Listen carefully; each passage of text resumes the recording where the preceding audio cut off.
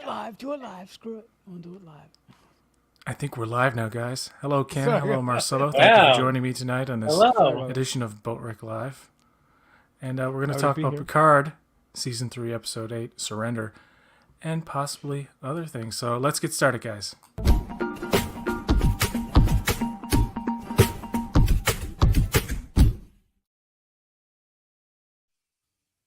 That was a cool beginning. I love that. Thank you. Yeah. It took me 8 months to create. Eight No. months. Millions of dollars. No, Yeah. it did not.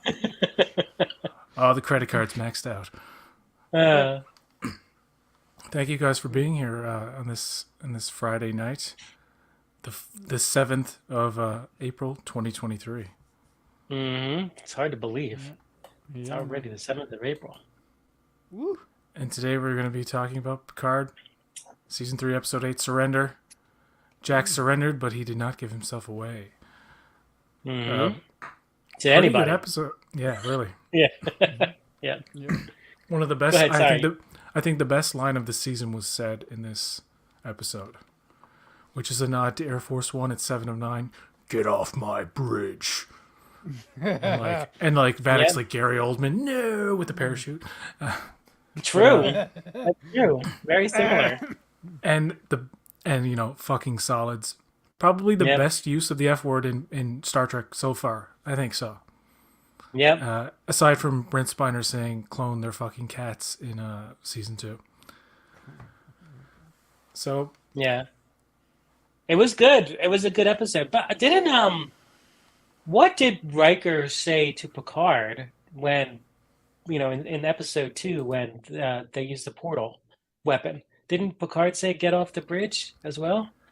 Get off my bridge? Yeah, get off my Yeah, bridge. he- Yeah. he Yeah. did. He did. I forgot Yeah. about. Yes, that's why it sounded so familiar. Not only because of Air Force One, but because it happened earlier in the season. Get off my plane. Yeah, good old Harrison Ford. Yeah. Harrison Ford.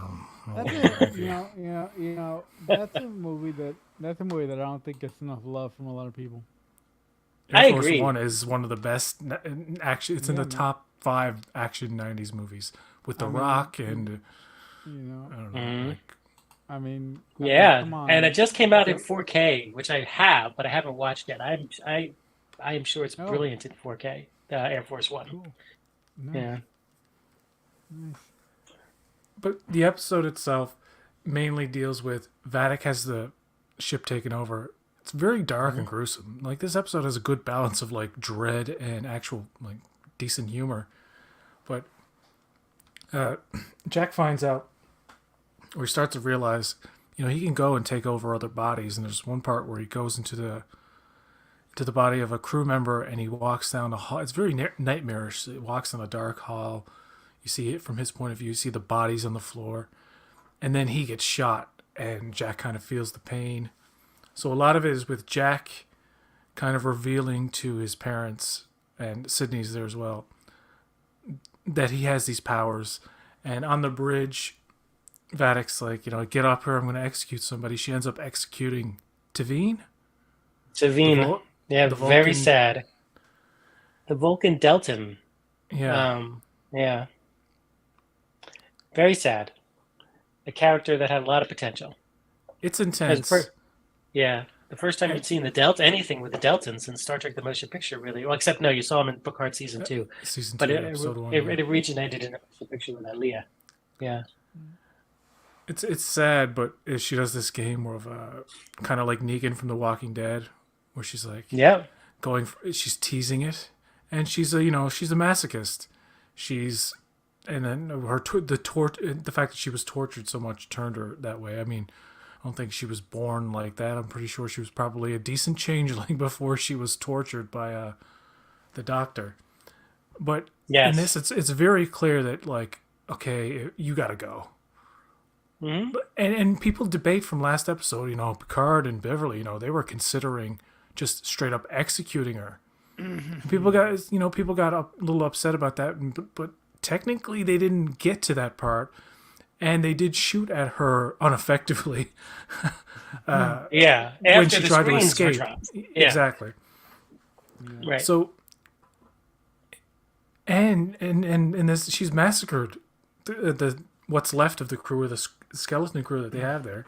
So she's clearly like she's just, and although I was finished with the character, I'm glad she was done. She shatters, freezes and shatters against the hull of her own solid ship. It's poetic in a way. Yeah. I was really into Amanda Plummer's performance throughout, but especially in this, I think she was really good. Especially in the part when she's talking to Jack, when Jack comes on the bridge, and Jack says something funny. He's like, if you're done talking in batshit circles, I'm all ears. And I was like, yes, I was agreeing with Jack wholeheartedly. Yes, for God's sake, just say what he is. Just get it over with. Still tease it. Frustrating, but the way she plays it is so good. And then when, Data and Lore, it's a great Data Lore episode. It's a great conclusion to the Lore story. This seems like definitively now that Lore is done and gone, or at least absorbed into Data, because this new Data Plus is like Data, but a little bit of Lore sass and humor, but not disgustingly so. Sometimes Lore is like he's a real nasty guy, and I'm glad that element is absorbed into Data now, and he's a new entity. He's not the other two Datas basically that we've known. He's like a third version of Data, and it totally works. Brent Spiner doesn't have to wear the makeup; just has to put the contacts in, slick his hair back, and it's like all said and done. And oh my god, I gotta say, when him and Geordi at that last scene where he uses a contraction, and he's like, "No, I didn't. No, I didn't. No, I didn't." And Geordi realizes he's joking, and then there's that, and he's like, "Just excuse me, I'm getting all choked up." No, just the way Spiner plays that is very, very good. Data 3.0, yes. Yeah, I like Data Plus. Yeah. Me and Marcelo call him Data Plus. Yeah, Data Plus. Yeah, I came up with the Data Plus acronym. I really like this episode really affected me. Like this episode is my favorite episode of modern Star Trek ever. Right behind Such Sweet Sorrow Part 1 and 2. And the reason why I loved it so much is because this episode kind of gave me what I was hoping to get from the start of season 3, which is basically all our main characters in one place. And I love the I love the Data lore scenes, and I love that Data was finally able to achieve a sense of the sense of humanity that he was always looking for. Here. But but within his own, but the funny thing is that he was able to achieve that by accepting his brother and accepting the person that he is, and sort of integrating his brother into himself. So Yes. I really like how that was played. The moment where I lost everything was just seeing, my beloved TNG cast in a conference room sitting around the table. I was like, oh my God, I'm losing my crap right now. I was like, this is everything. This is everything that I wanted. Also, I really like what the episode has to say about how parents deal with grief and how they and how people choose to how people choose to deal with grief, and how people choose to either confront it or retreat from it, and how spouses try out different ways to help out their significant others deal with something, and sometimes trying to help out your spouse can eventually end up repelling To their your spouse detriment. from Yeah. yourself. So Yeah. I love many things about this episode, and that's why I found it very, very frustrating when I made the rounds and I discovered that a lot of people had a lot of problems with this episode for so many reasons that I didn't understand. I was like, what are you guys talking about? What are you seeing that I'm not seeing? I was like, but seriously, I was like, what do you guys want? Like, I really, I'm really struggling to figure out why so many people had issues with this episode. Well, I think first I agree that it was a very, very strong episode, and it got me very emotional in lots of different ways. I'd said it in a couple of other times that I'm not in my normal place right now. I'm out visiting my mother for the week, and so I'm upstairs, and the kitchen is right below here. And when I watched the episode for the first time at 9 o'clock Thursday morning, I'm like laughing and I'm screaming and I'm going yes, and I'm getting all excited and energized. And my mother was not clear what was going on. I came downstairs and she's like, "Oh my God, is everything okay?" Like, yes, I just watched one of the best episodes of Star Trek in a very, very long time. And I agree with you. I think that, they introduced these characters through the season. It would have been very easy and a cheat to sort of have them show up faster than they did, but they all, I think, earned their spots and earned their appearances around that table. And you had some incredible character moments that people have been waiting for literally decades, right? Yeah. And so a lot of them came true. It came to fruition in this episode. The only flaw that I have with this episode really is that it was trying to do way, way too much, I believe, in 1 hour. I think when the things that they had to do, the data lore stuff, beautiful. The Vatic bridge crew torture stuff, beautiful. Of course, the Deanna and Riker scene, and then the Deanna Riker Worf scene, beautiful. Data Geordi, around the table, the confrontation between Shaw and Seven about her name, all of it was incredible. The Negan style scene. There's so many beats taking you right up to the point where Deanna is facing off with Jack about what the heck is going on. I mean, there was so much that they fit into this episode that they had to sort of do some cutting corners to get everybody together.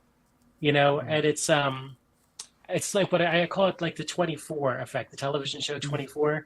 So here's Jack driving around in LA, and if it was realistic and it's real time 24, then the entire episode would have been on the 101 or the 405, right? Yeah, so they got rid of all of that, and they said we're going to skip all that stuff. So it's sort of, they have to do that. They have to change the plots around, and they have to squeeze things together to get to the moments. So they did a little bit of that in this episode, maybe a little bit too much, which might be my only complaint about it. But overall, I thought it was absolutely fantastically done episode. Very, very well written, a very well produced music. Oh my God, the music! Yes, the music was great. The homages. I saw someone do a screen parallel of when you see at the end of the episode the Titan sort of doing that turn and beginning to, and then it parallels the Enterprise and the end of Star Trek: The Motion Picture doing that turn. Things like that are just so beautiful and so big, so perfect for fans. The beauty shots. The beauty shots are usually good, and even if in my mind, I'm such a nitpicker with CGI, even in my mind, if that doesn't look as real as a model, say, I'm still recognizing the intent and the framing and the lighting it all means something, even if it's not it's not 100%. It still looks kind of like a painting or a facsimile of something. It doesn't look 100%. It's drawn. It's like modern Trek has, to me, an uncanny valley when it comes to ship shots, and there are actually a few I can go through and pick out of all modern Trek certain shots that look like so friggin' good, that don't contain that overuse of CGI haze or dirt or whatever they do. But thank you for being here, Grand Negus. It's great to be in your presence. I just want to say I want to reveal, this is a joke, by the way, this is not real, just say it's not a real spoiler, but I need to reveal who is behind the red door. This is not a real spoiler. Be warned. I think I know. It's me. It's me, Soren. Oh my God. I've teamed wouldn't that up be with something? the Borg.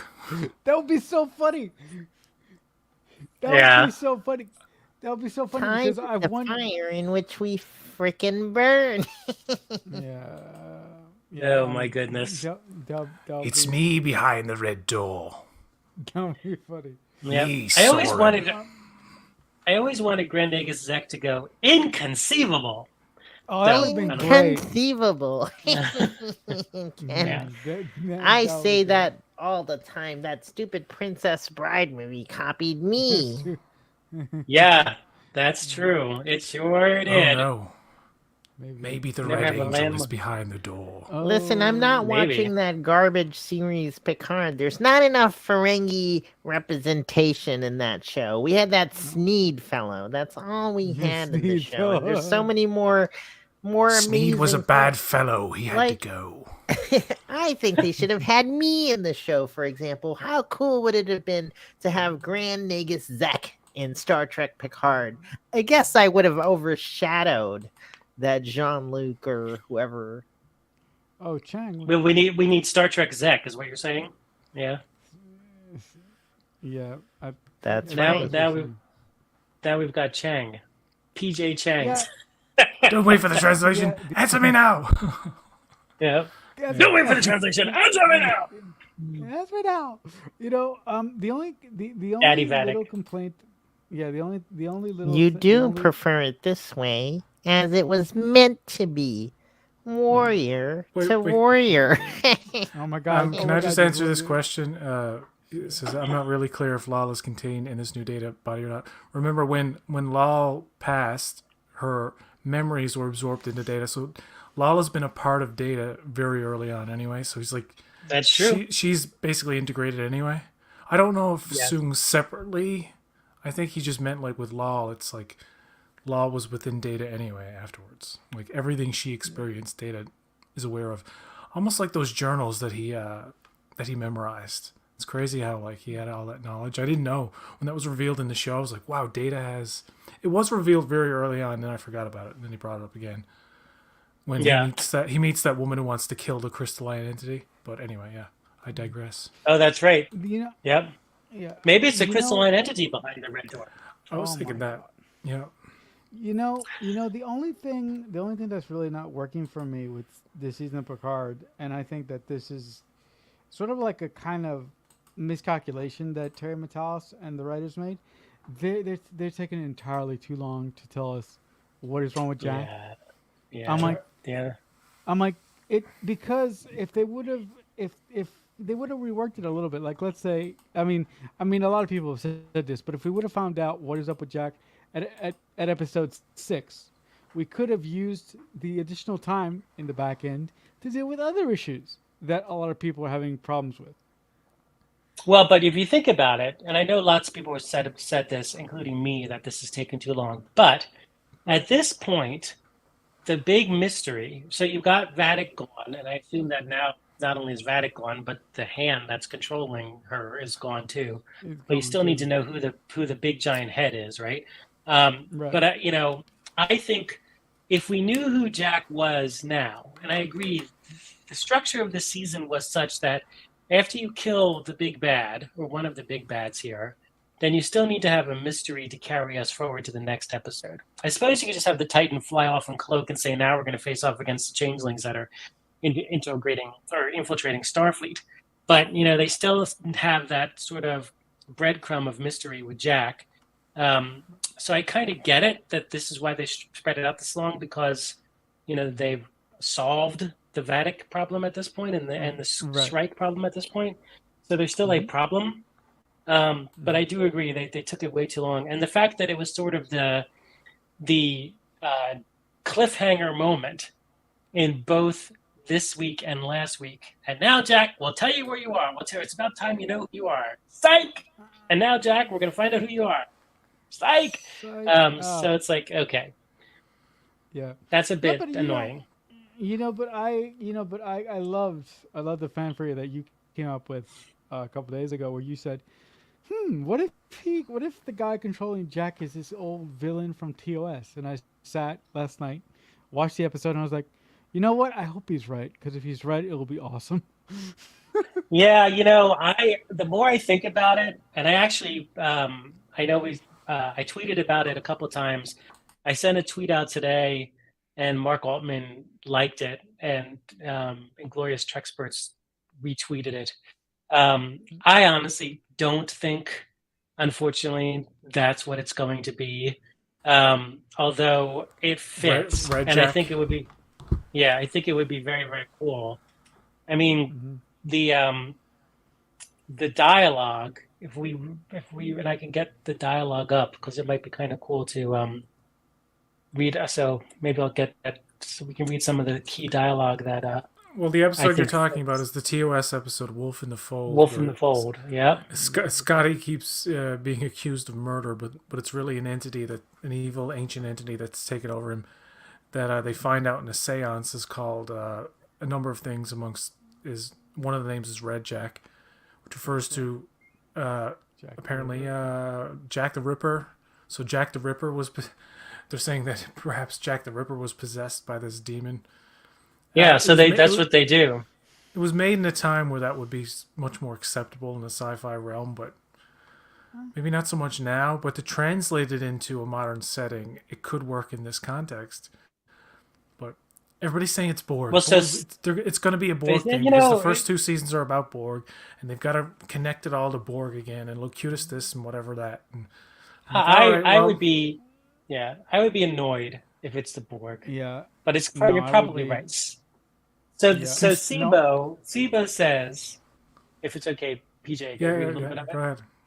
She says in the seance, um, concentrate upon the flame which burns upon the altar of truth. Yes, there is something here, something terrible. I feel its presence, fear, anger, hatred. Anger feeds the flame.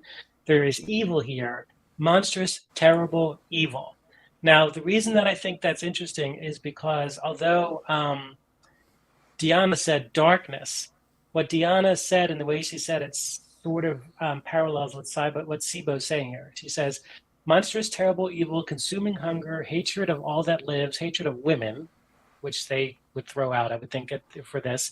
A hunger that never dies. It is strong, overpowering, an ancient terror. Again, the word ancient. It has a name, Baratus Kessler, Rejak, devouring all life, all light, a hunger that will never die.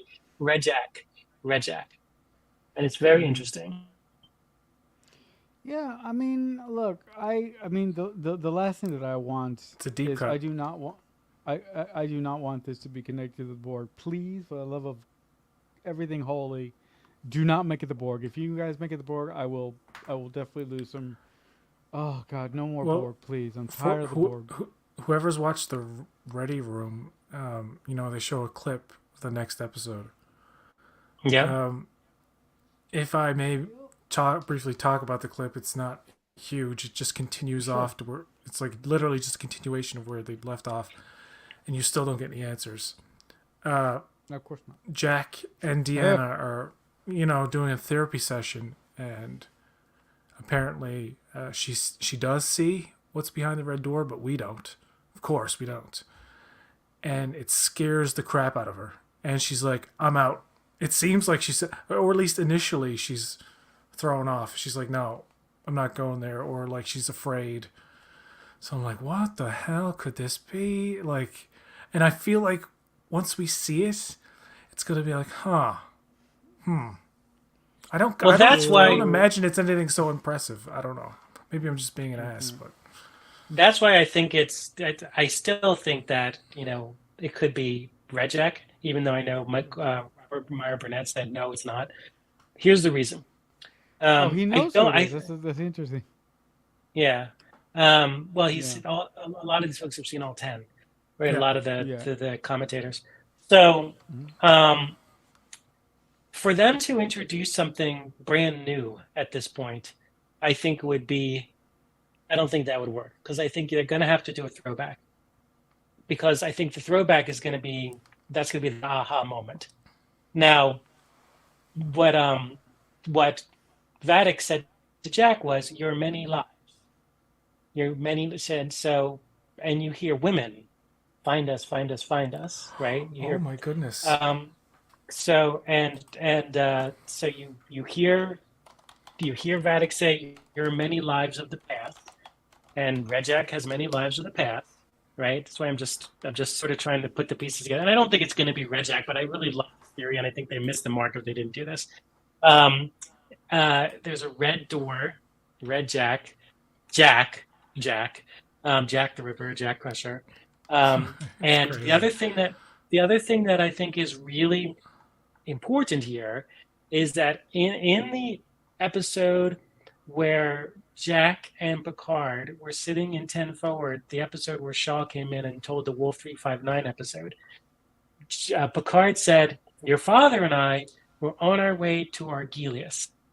He specifically said Argelius. Argelius is the planet where Wolf in the Fold takes place. I thought it was such a weird reference to say Argelius. It's Clearly- also a planet of ill repute. So what were they doing over there? Yeah.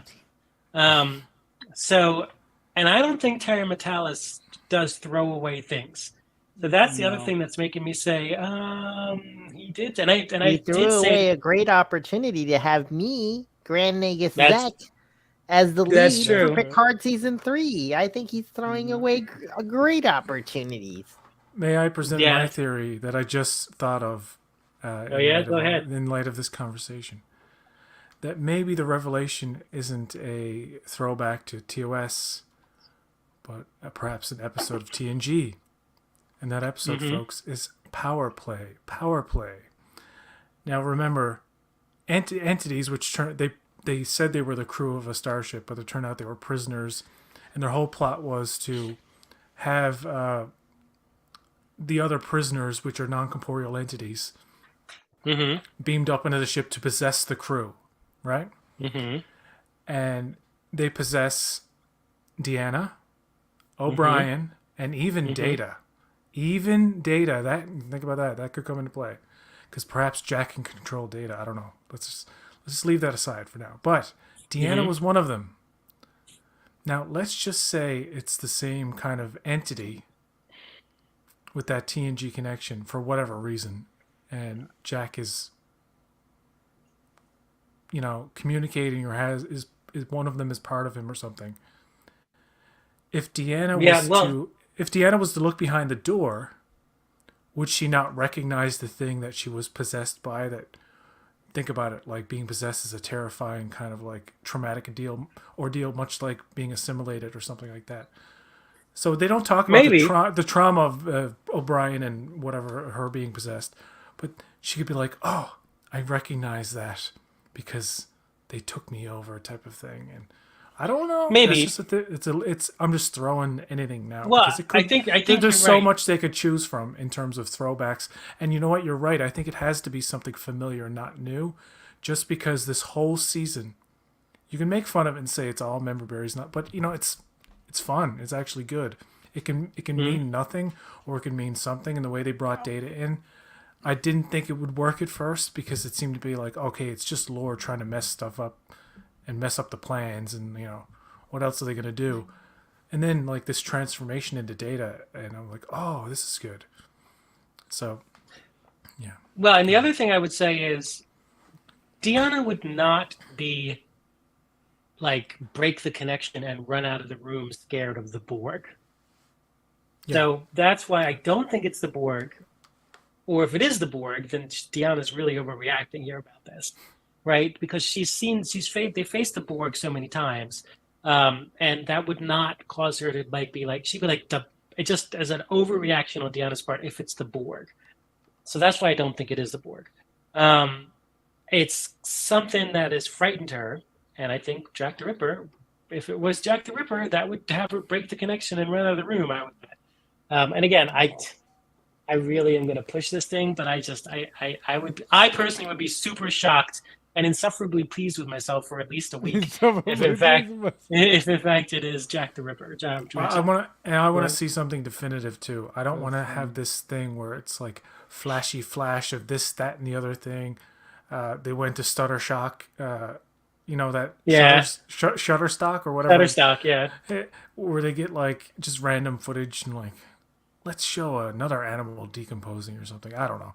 It's like something lazy and stupid like that. I want it to be something you could say, oh, that's what it is, instead of, huh? What? I still don't know. It's clouds. I'm seeing clouds. What's, it's something weird. Like, it's, oh, God. I just have a lot of people want Armis. Go ahead. I'm sorry. Armis? Yeah, that's Because Mark Boyd is saying now Armis did show up in Lower Decks. Yeah. He did. Yeah.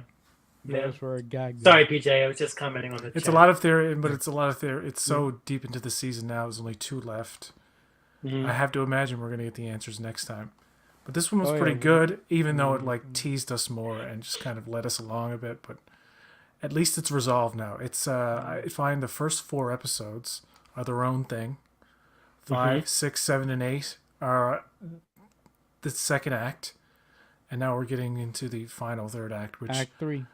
if I'm just going to predict about the run time for the next 2 episodes on the TV, if you look at it, like you can look at the TV guide online here. So if you look and you look ahead to the next episode of Picard, it runs an hour on television. That usually means it's between 46 and 48 minutes or something. If it's any 52. Longer if it's any longer than that, if it's 50 or 55, 57 or whatever, on TV it will run for like an hour and 10 or an hour and 15. So in like a day or so, it'll update and you'll be able to see what the runtime for, or the approximate runtime for the finale, which is called The Last Generation, which on TV, if it's like an hour and a half, if it's like an hour 30 with commercials, then it's probably going to be hour and 15 minutes, something like that, around. Yeah. Which is pretty good. Could be. Even if it was an hour, it doesn't really need to be long to be satisfactory. I mean, some would argue that this season, it's like kind of drags a bit because we have 8 episodes that happen in a relatively short period of time. So we're seeing like not real time what's going on, but like we're not missing much in terms of everything that's going on all the time.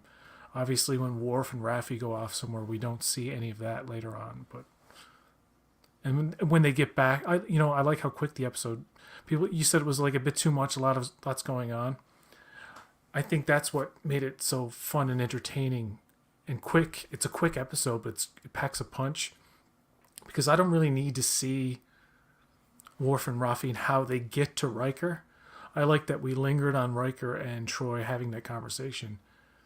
And then the guard comes in and Worf's there. Good enough. Yeah. And then they find out, they see the body. They find out about like his frontal lobe or whatever. Some kind of lobe in his brain was taken out. Has something to do with his unsure Ironic syndrome diagnosis. So that needs to be explained. I need to know more about that. I can't just have him be like, we're just going to say a bunch of things and not really put it together in any kind of expositional dialogue. I need that. I'm looking at the writing staff for Picard season 3. And a lot of them have never written Star Trek before. And I'm finding that to be really interesting. Like a lot of them are career writers for hire. It means that these people jump from show to show and get jobs writing on staffs for different type of shows. I find that to be really interesting. And the other thing that I'm finding interesting is just one more thing. The other thing that I'm finding interesting is that Terry Matalas wrote the first episode and he co-wrote the second one, but all the other episodes have been written by the staff, which is really interesting. But that's not to say that Terry Matalas hasn't done a pass on every one of these scripts. Right. I'm sure he has. Yeah. He has a. It seems he has a very good understanding of what fans want, and yes, you can't accuse this entire season of being a nostalgia trip, memories, whatever, all the buzzwords, but it would have been totally meaningless if the story wasn't engaging, and it's not an amazing story or anything. No, but we get good character moments. It's all about the characters, it seems like. Yeah. And I'm finding the characters are way more interesting than the plot. I mean, look. Like the overall, I mean, look. Regardless of how this ends, I mean, Terry Matalas and the crew would have to do something unthinkable for me to say this thing is lost. Regardless how this thing ends, like the next time I do my TNG movie rewatch, right after I finish Nemesis, I'm going to jump right to this season. And just watch it just watch it all the way through. I do worry that they've got to land it, right? They've got 2 hours. They've got to land it, and I don't, I'm sure that they're going to land it, but there's some things like there's some shortcomings in this season, not a lot, but there's some shortcomings. So what's interesting is next week's episode is called Vox, and the log line for it is a devastating revelation about Jack alters the course of Picard's life forever and uncovers a truth that threatens every soul in the Federation. Dun, dun, dun. That's interesting. That's very interesting. There's something coming in the darkness. Yeah. Dun, dun, dun. Can you guys do any impressions? I'm trying a Serene can't do McKellen. any. I don't know if it works too No. well. I can't do that. I can do a great yes, impression Charles. of. Oh, You that's just really talk good. right over me, you do. I'm trying to I do can an do a great impression of Starfleet Sohail. Just keep talking over me. Yeah, go ahead. Sorry. Yeah, you do a good Grand Negus. Can you do anything else? Like any other characters? Come on, you can do it. Who else can I Oh my do? God. Is that really you? Is that you, Sohail? Because I'm just going to have to kick you square in the... No, I'm kidding. Did you If you not guys know wanna it move was on. me? In the gums, man. In the Hey, gums. Grand Negus, did you see the Yeah. new Mando? Did you see the new Mandalorian? I did see that new bonkers Mandalorian with fucking Lizzo and Jack Black and Christopher Lloyd. What the fuck was that great shit? That was a disaster. No, Ken man, didn't I see still have it. to see it. Ken didn't I see still it. have to see it. Spoil the whole Yeah. thing, man. So the only Actually, thing that no, would be very... you didn't spoil the plot. He didn't spoil any No, of I the plot. He didn't. just spoiled I the didn't spoil cameos. What would be great is if Christopher Lloyd is Doc Brown. That would be the best thing ever. So, Yeah. Marty, we've got to do something about your kids. so that's actually really good, good. PJ. Yeah, Yeah, that would have been. What do you mean, Doc? I don't know. that's not as good. Michael J. I can't do Michael J. Stick Fox. with Doc Brown. Yeah. I can't do Michael J. Fox. By the way, I saw a trailer for his new documentary. Still, it looks fucking good. Yeah, it does. It does. Oh my I've seen a God, little bit of it. it's gonna too. debut on Apple TV this summer. Yes. Michael J. Fox, what a story. Can we talk about Mando? We can talk about the cameos, but not the spoilers. Sure. I mean. What'd you think? I can. Well, I can I'll leave just- and come back. No, I'll just say this. Actually, I don't know. Actually, you know what? If you want to leave and monitor, I can put up the thing, and when it's gone, you can. It's like coast clear. I'll say Mando. I'm not Mando. Honestly, there's No. not anything really There- to spoil there's in the not much to episode. It's spoil, kind of right? like a spoil. It's a side. it's kind of story. like a lark. This episode, it It's a goes side off on its story. No, own. that's fine. Yeah. That's fine. It's all good. Yeah. I have not been pleased with the way that this story has been told this season. I feel that Jon Favreau and Dave Filoni told us that, hey, next season Mando's gonna go, try and get his honor back, and and then Retake Mandalore. within the first 2 episodes, he gets his honor back, and then they told us, we're gonna take the Mandalorians and get back, we're gonna take back Mandalore. I'm like, they still haven't done it yet. They keep getting distracted by doing these pointless side missions that don't mean anything to the greater plot, and it's really upsetting. I think they're trying to be a little Andorish in the way that they're setting things up in certain individual episodes, like these side kind of ventures that don't seem to be connected. And then they're like, maybe it'll mean something in the end. I can't imagine they spent a whole episode on this planet. This really cool looking planet, by the way. It's like very It's technologically, it looks like a paradise of sorts. And Ken, you already know the cameos, so this is Yeah, not it's a fine. spoiler. The city is ruled by Lizzo and Jack Black. They're a couple, and neither one of them, both Jack Black and Lizzo, and I've both seen them in other things, like Lizzo on SNL, she's great, and Jack Black in other things, he's great. They both suck. It's weird. It's Really? it's very surreal. It's very odd and surreal. Yeah, It's they were- kind It's of like interesting, PJ. it I takes really you like them it takes you in right it. out of it. Oh, it's That's but interesting. I like the silliness of the sets, and I liked all the costumes, and like the idea of it is really cool. And the idea I think the of problem these two is characters is good, but their line readings are so fucking like it's like they didn't know exactly how to play it. Like they're like I know we have to play it silly, but it really does come across those moments with those characters in it like an SNL sketch. It really it's just so separate from everything else. But the rest of the episode is actually pretty good. There's a cool chase scene. There's just to be general about it. Christopher Lloyd plays a character. I won't say what he does and what his role is, but at first you're like, oh, it's Christopher Lloyd and he's playing this guy, and it doesn't seem to be much. And then it's like, oh, he's integral to the plot, and like the way that works out is funny. It is a lark. It is like and I can see how some people are like, okay, I'm waiting for the retaking of Mandalore. What the fuck is this shit?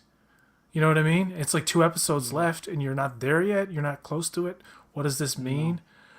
I'm not that invested in the retaking of Mandalore. I personally just don't like. I'm just watching it. The way I watch The Mandalorian is I have no expectation. I'm not like Star Trek where I'm like expecting certain. I am. I'm sure there's people who watch Star Trek Picard who are like the Jack tease of what he is and what he doesn't bother them at all. It's like I don't care. I'm just enjoying it, kind of thing.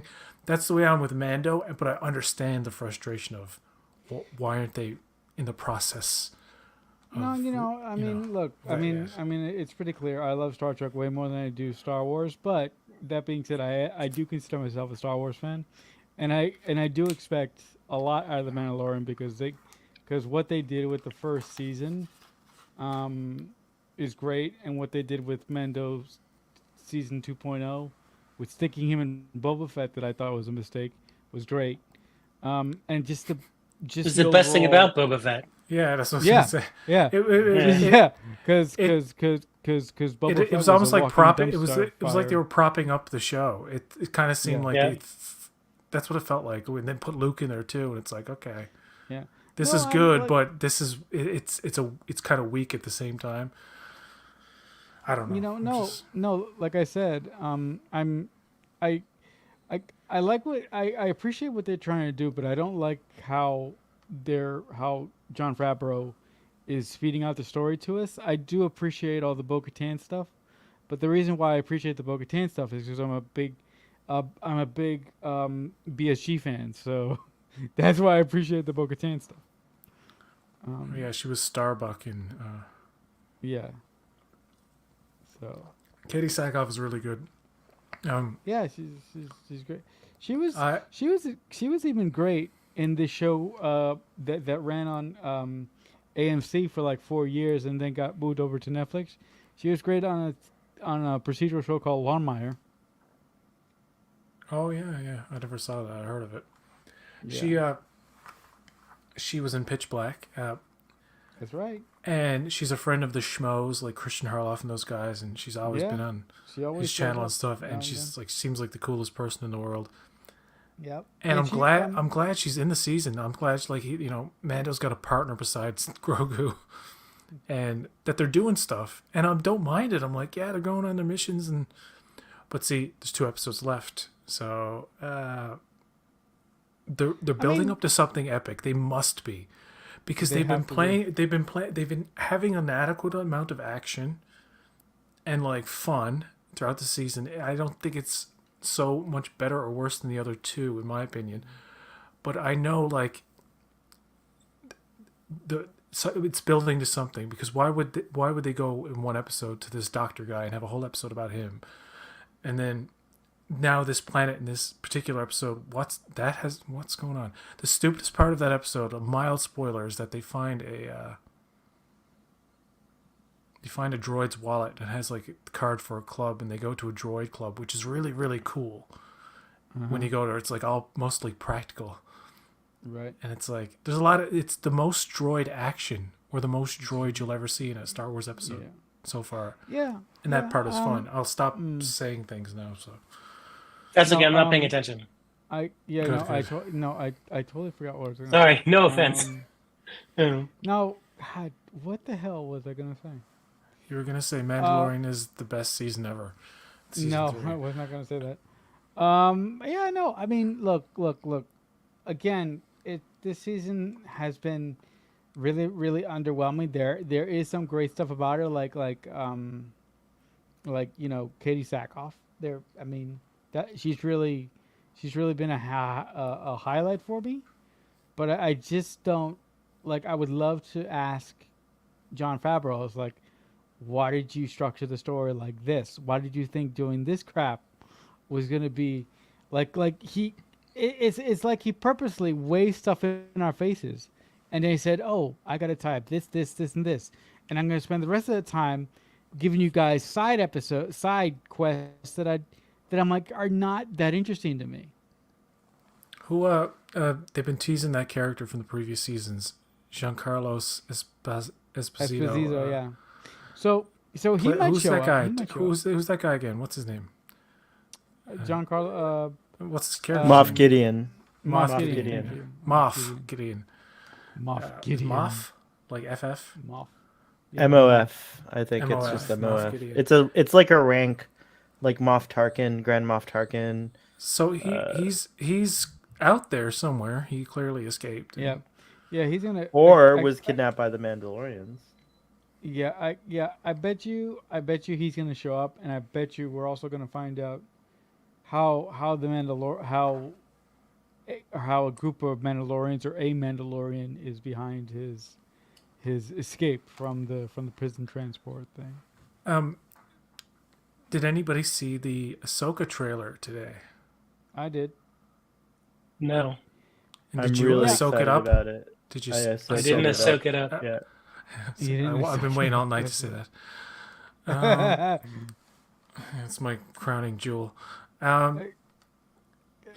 I think it looks fun and good, It but looks great. I mean, I can imagine just everybody's watching anything new that comes out and says this is going to be crap because it's all I seem to find on the line. It's like, no. I'm like, what? Why is it that everything I think is cool and looks good, people are like, it's fucking derivative and shrinking the universe? I'm like, it looks good, man. I mean, Ray Stevenson, is that his name? yeah. The guy who used to play the Punisher. He's like all Darth Vader and shit. And people are like, well, it's Yep. like Darth Vader. I'm like, what's so bad about that? Some badass Jedi? Like, come on, give me a break. I wanted to see more of that in Obi-Wan, and we got some of it. Actually, I the like that episode- they're gonna put like the characters from Rebels in it in live action, and then of course Grand Admiral Thrawn Thrawn. being teased, which obviously is going to be a part of it, is really exciting because I love those Timothy Zahn Heir to the Empire novels, so I'm excited to see that. that's what The I'll look original back ones. into it. Yeah, That's exactly. what shrimp are called in Australia. Thrawns. Yeah. No, but I It's look, pra- look. It's I'm- prans, look, prans. I'm not. Prawns, I'm yeah. not- That's why they hate the expression shrimp on the barbie, because like it's not even accurate. We don't call them shrimp. It's We call them prawns on the prawns. babby. Prawns on the Yeah, Barbie. And we Yeah, I don't put the wasn't- fucking prawns on the barbie, mate. I Anyway, wasn't. go ahead. I wasn't. Crocodile Dundee over here. Yeah, I see. I wasn't a fan. I wasn't Sorry, a fan Marcelo. of. That's okay. I wasn't a fan of Clone Wars at all. I never watched Rebels. I never did any of that stuff. But I got an appreciation for Dave Filoni's characters through my friends, and I learned more about the characters through my friends. And when Ahsoka showed up in Mando, and she was played by the lovely Rosario Dawson, who will ever be a geek legend for Clerks 2. If you don't know what I'm talking about, just watch the movie. She, when she showed up as Ahsoka in Mando, I was like, this woman kicks ass. I want to see her lay waste to everybody. So I just love the tone of this trailer, and I'm really interested to see what Dave Filoni can do as a showrunner and as a sole creator of a television show. And I'm really excited that he is sort of going to take it upon himself to wrap up this whole Mando TV universe in the form of a movie that Lucasfilm just announced today. I was just about to get to that because What did they you're talking announce? about Dave Filoni is apparently wrapping up Mando with a feature film, With the feature film. as far as we know, because they announced that a movie set 25,000 years prior or something like that, like the Wow. is it Old Republic, something like that. Yeah. It's pretty much the Old Republic. See, And- they're doing 3 movies. This In new 3 time trilogy periods. that they announced is very interesting because it's not like we're not doing episode 10, 11, and 12. Nope. We're doing No. Ancient Past in Star Wars universe, Mando, which is post the middle. Jedi, the middle kind of in this whole thing, and then another movie with Rey Skywalker. Oh, I see that now. Yeah. And Daisy Ridley. I'd like to back. see her back. I've never had a problem with her. I mean, the Yeah. movies themselves are the problem. Is it JJ? Yeah. Is it JJ? No, No. it's not. JJ. James, which one is James Mangold directing? He's doing the one about the Jedi in Ancient Past. Ancient Past. Yeah. So his movie is going to be pretty close to the old Republic. Which I'm not even a hardcore Star Wars fan, but I know that's like been a desire for years and years. Something Yeah. with the old Republic. Yeah. His movie is probably going to be the closest to the old Republic as we're going to get, because he's going to do the story that he's going to tell is about the first Jedi Order, which is probably going to the old Republic stuff is probably going to play into that somewhat. It's going to be called Star Wars Original Gangsters. Yeah. No, but I really, with all the announcements that came out today, I'm really excited. But here's the thing.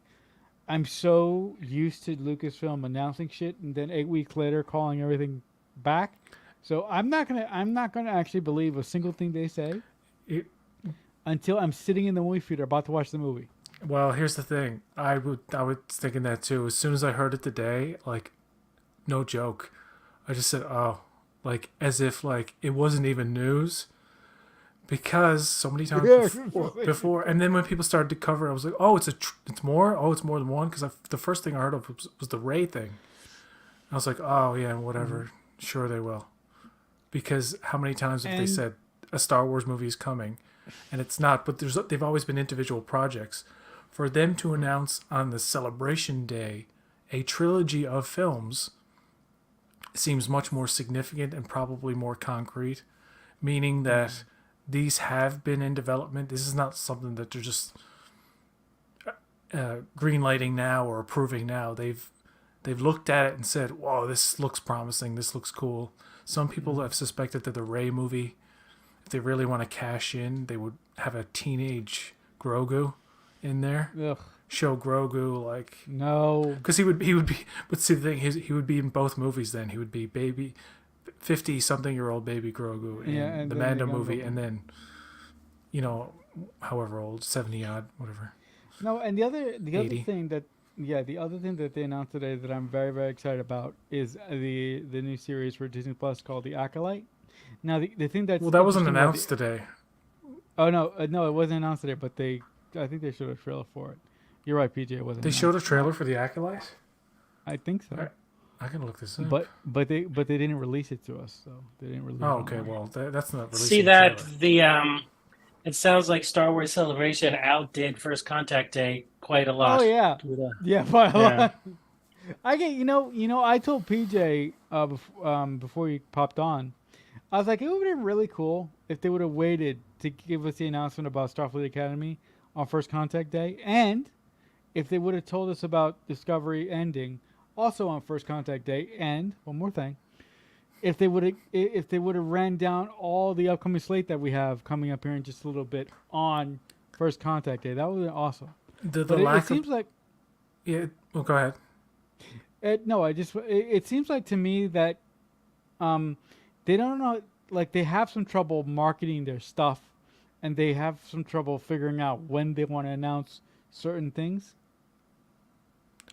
Well, they may have had to announce the end of this. I mean, so some of this may have been contractual, so there may have been behind the scenes stuff with actors' contracts or behind the scenes contracts where they had to basically say, here's the end of Discovery. Now we have to say it now because of certain things happening behind the scenes. What they did announce on First Contact Day was the new poster art, the line art for Strange New Worlds, which was pretty cool. But that's basically all they did, right? Yeah. So I was surprised. Since season 2 of Strange New Worlds is not only like already filmed a long time ago at this point. Yeah, it's in the can. It's They sitting- released the first clip a year prior. The first Yeah. clip from season 2 a year ago, and It a was year nothing. later they can't. A few months out from the second season, they can't release a anything. trailer. Now they could. I mean, the people who make trailers could be backed up. That could be a fact. Like it's on a schedule, and Also, it couldn't quite make it to first contact day. But I think very soon we will actually see a trailer for. It And may I would also be suspe- I that would they s- didn't. I would suspect at the end of Picard. Like that's I was going probably to say what they they may not. They may not want to take the attention away from Picard, that is true. right? So That's a good point. Yeah. it also may be Also- that's why they didn't introduce any sequel or anything with Star Trek Legacy, because they're not going to announce that. Because everyone was saying the bridge crew would be great. The bridge crew would be great for Star Trek Legacy, and now what are they going to do? Say, here's the stars, and whoa, Tavine's not there. Do you think all they've these gotta- these dream announcements that Yeah. everybody wants? Do you think some of them maybe have a better chance at like Comic-Con or? I think that I think the best chance for them is going to be September 8th, Star Trek Day. Excuse me. I think Star Trek Day is going to be would be the time to do it. By that time, we will have had this full second season of Strange New Worlds will have run, because it's 10 episodes starting June 15th, June, July. So Strange New Worlds will be wrapping up right around Star Trek Day, September 8th. I don't know what day of the week September 8th is, but Yeah. yeah. But I would think that they would potentially announce something there. Oh my god. Oh no. So I wanna- I just want to say that Strange New Worlds will end. The second season will end on Thursday, August 17th, Okay. and Lower Decks is presumably the very next week because Right. it's late summer of this year, and then going on from that, it would probably be Prodigy, and then it's likely after Prodigy it would be Discovery in January or something like that. Yeah, Discovery's scheduled for January. Yeah, I wanted to Go ahead, ask Marcelo. I wanted to ask the two of you, if the two of you have seen, have you guys seen any of the 4K stuff for the next gen movies yet? No, I don't. No. I mean, no, I have not. I saw First Um, Contact in 4K. Okay. On a Well, disc. I he wasn't have. asking you, Sohail. No. I'm No, sorry. I wasn't. No, I wasn't. I was asking the man in the corner On who hardly physical talks. media. No. I talk a lot on my show, so I'm here more to listen to you guys. No, boo hoo. Just. Can we move on to Sorry. another Lucasfilm thing that I saw today? And I think everybody sure. saw today. Everybody watched the trailer. Yeah, didn't yeah. they? You know what? You know what? You know. Dun, you dun, know, dun, yeah, dun, dun, dun, dun. And then they had. They already did. They do another I'm trailer so for that hyped. today? The trailer Yeah, looks, brand the new new trailer. trailer There's a looks new so trailer. good. It's a full trailer instead of a teaser, and it looks so good.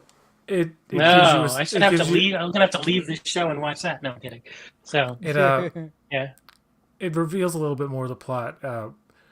But the thing that struck me that became kind of annoying toward the end that took me out of the trailer, decent looking trailer by the way, but they use sympathy for the devil. You know, you've Do they heard that really? oh my god, it's like you know, do. Anyway, please allow me to blah blah blah. And here's what they do. Toward the end of the trailer, they merge. They do this really. Some people love it. Oh no! They merge sympathy for the devil with dun dun dun dun. Oh Ow! god! Dun, dun, dun, ow! From the song. And it's like, oh, this sounds bad. This sounds really bad. I don't like this. Well, I mean, it's I not going to actually be. watched- It's not going to be in the movie, but no. it's just TJ, did they do that? Because my version, I didn't hear it merged. at the end. trailers do this thing where they mess with a song, and Huh. usually it's like it's harmless and it's like blah, and it's never Mostly impressive to me. harmless. But Yeah. in this case, when they start merging, it's like dun dun dun dun, ow, you know, from the that sound from the song "Sympathy for the Devil," and it's like what? And what am I hearing? It's like no, thank you, no thanks. Yeah. I want to see the movie though, even though I don't know. I don't know Yeah, how I good it's remember. gonna be. I remember when the first teaser came out. That day was very horrible for me. I was having a really bad day, that particular day. I sat down to watch the trailer and I was bawling my eyes out. I just loved it so much because I'm a huge Indiana Jones fan. I grew up with it. I used to watch the movies every Friday after school.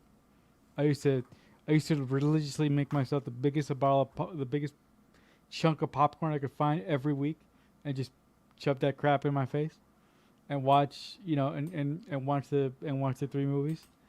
And you know what? I kind of really don't like the Crystal Skull as an indie movie, as a standalone movie about anything else. It's okay and serviceable, but as an Indiana Jones movie, it doesn't work. For various reasons. It's so bad. It's just the whole thing just looks fake. Like almost every scene has some element of like crappy green screen or like shitty CGI. When they get to the jungle chase scene, it is such a sloppily put together, awkward looking, silly, unintentionally hilarious at points. And then when it gets to that point where his son is swinging around on the vines with the monkeys, like Tarzan. So why don't you guys could do it like a live reaction, because I'll watch it while you guys are talking, and then you can see my faces. I'll try to be just totally, or I'll watch it later. So I haven't seen it. Can we play a trailer? I don't want to play a trailer. It's like a copyright or something. No. I mean, you can't play the trailer, but I can Disney watch doesn't it. care. Oh, you watch it in front of us and tell us. Yeah, it's fine. Yeah, But let's see also what Disney happens. Here doesn't we care. By the way, Disney doesn't care. You can play their trailers. Like that, I see. Right away, sympathy for the devil. It'll be too choppy on this anyway. Like I tried to play that clip of that show, and I was like, no, it's not gonna work. But this Indy 5 is directed by James Mangold, who also directed Logan.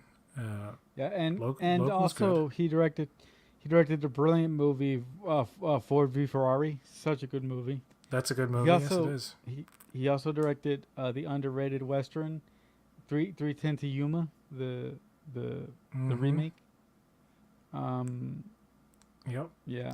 Both movies are good. Like the original, it's one of those things where the original is good, and then the remake is just as good, if not better, because it adds to it. It adds to the Yeah. Christian Bale and Russell Crowe. Yeah. Mm-hmm. A lot of people forget about that movie. Gotta get to 310 of humor. Yeah. Gotta pick me up my cattle. Oh. Come get some. Come get some. Come get some. Yeah, no, but I really loved the trailer, and The part where he's on the horse in the subway thing. Yeah, it's great. It's great. Harrison Ford can actually ride a horse. I've seen it in 1923. Yeah, so I don't know how much of that he's doing himself. Probably not all of it, but some of it. And he can also fly planes. There's time travel involved. Mads Mikkelsen is a villain that's transported to Indy's time from the 30s or something. And there's flashbacks. You see Harrison Ford de-aged, and it looks almost, from the trailer, it looks flawless. I don't know how it'll play in the movie as a whole thing, and how much of it will be it looks pretty good. of him de-aged, but it looks really good. Yeah, I mean, as far as it's as if it's a clip. It's as if they're taking clips from deleted scenes from an old indie movie. Right. That's what it actually looks like in the trailer. But anyway, yeah. But also, I just watched it. Right, what do you think? Well, I have to watch it again, but I love, and I just watched it 2 seconds ago. I love the reference to the Temple of Doom. I thought that was great. Tortured by voodoo. Thought that was awesome. Yeah, and the goddaughter is Marcus Brody's daughter, or whose daughter? Or granddaughter? Well, I don't. So shot once accidentally by your father, and then they show this guy who shot him. I don't recognize the guy who shot him. Isn't he from the Crystal Skull? Yeah, he is from the Crystal Skull. I'll look it up. Hold on. I don't think so. No, I don't think so. He was the actor who was in Captain America, the Toby first Jones. Avenger. I don't think he was in. I don't think he was in Crystal. I didn't recognize his name. I didn't He recognize his was image. he was not in Crystal Skull. No. No, No, but I think he's a okay. new character. He's a new character. Yeah, but Jones, but the actor was in Captain America: The First Avenger. He played Dr. Zola, if I'm not mistaken. I could be wrong. trying to see who he is. Like, what was the significance to previous Indy movies? And was he a character? Or was he played by a different actor? Or is like, what's going on there? Because I know Toby Jones hasn't been in anything, but the by the way, the dude from the previous films is in it. God, what's his name? Sala? No. Antonio Banderas is in Dial of Destiny. What the hell? I'm looking at the cast. Boyd Holbrook is in it, which we see him in the trailer. John Rhys Davis is the guy. Sala? Yeah. Yeah, he's from... Yeah, he says, was "Give him hell, Character- Indiana Jones."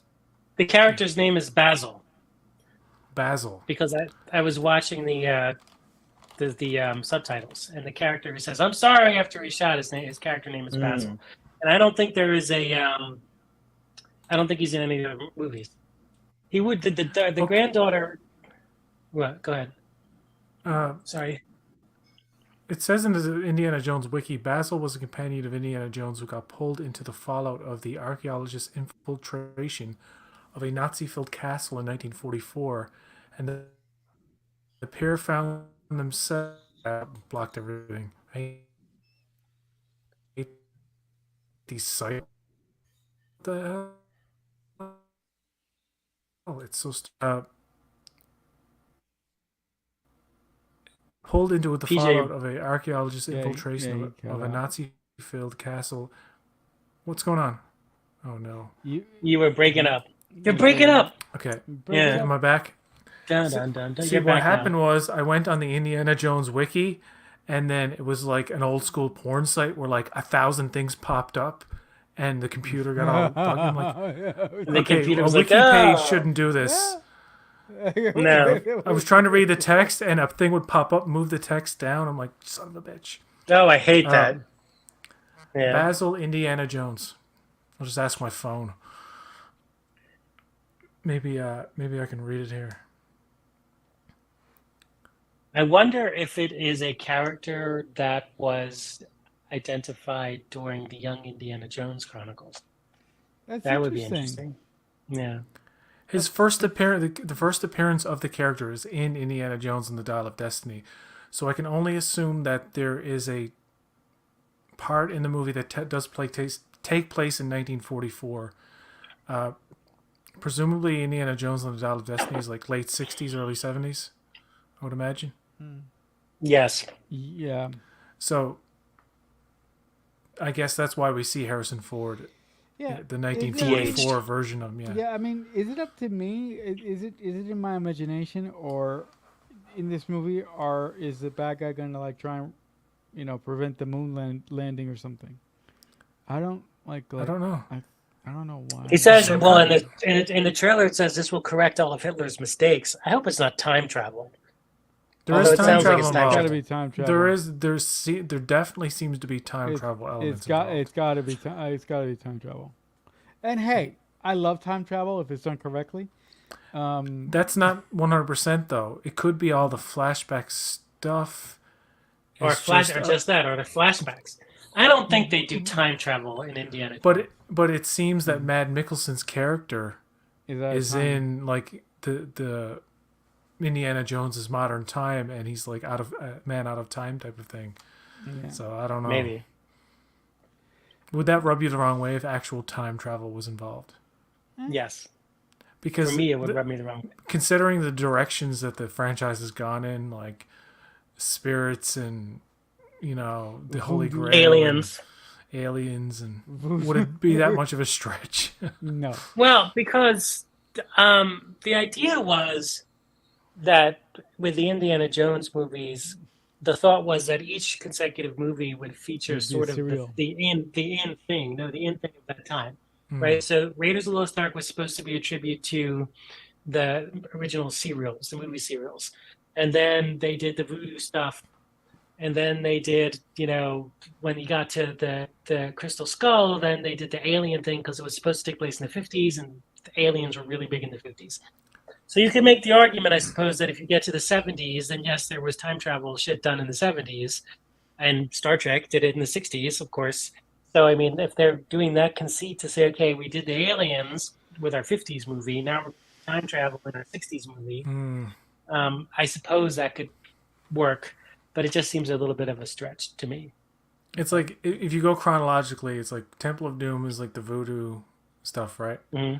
And then it's in Raiders, it was the Ark of the Covenant, melty faces and all that. Then in The Last Crusade, it was the Holy Grail. The Holy Grail. The cup of but Jesus. The Last Crusade sort of broke the mold, I think. Yeah. That was the most grounded I found of all of them. The Last Crusade is arguably the best movie. Although Raiders right. is clearly the best movie. I'm kind of partial to Temple of Doom just because it's fun. But it's fun, but it's also terrifying. I mean, Dude, pull a rum. So come on. It's one of the reasons I didn't watch Indiana Jones movies until I was like a late teenager, because the first thing I'd ever seen from Indiana Jones was they aired Temple of Doom on TV. And anytime a big movie came on TV, like Return of the Jedi, anything, people planned it. Like, tonight we need to sit in front of the TV and watch this thing. Yeah. And I remember just being so grossed out by it. And the bugs and the snakes, I was like, this freaks me out too much. And I was as a little kid. So like, I always had the impression that Indiana Jones was gross out stuff for whatever reason. And then somebody played The Last Crusade with Sean Connery, and I love Sean Connery. I've never seen Last Crusade or him in it or anything. I'm like, wow, this is a pretty cool adventure movie. But it turns out that I just don't like Temple of Doom. I saw Raiders like way late in like the 2000s at some point. Wow.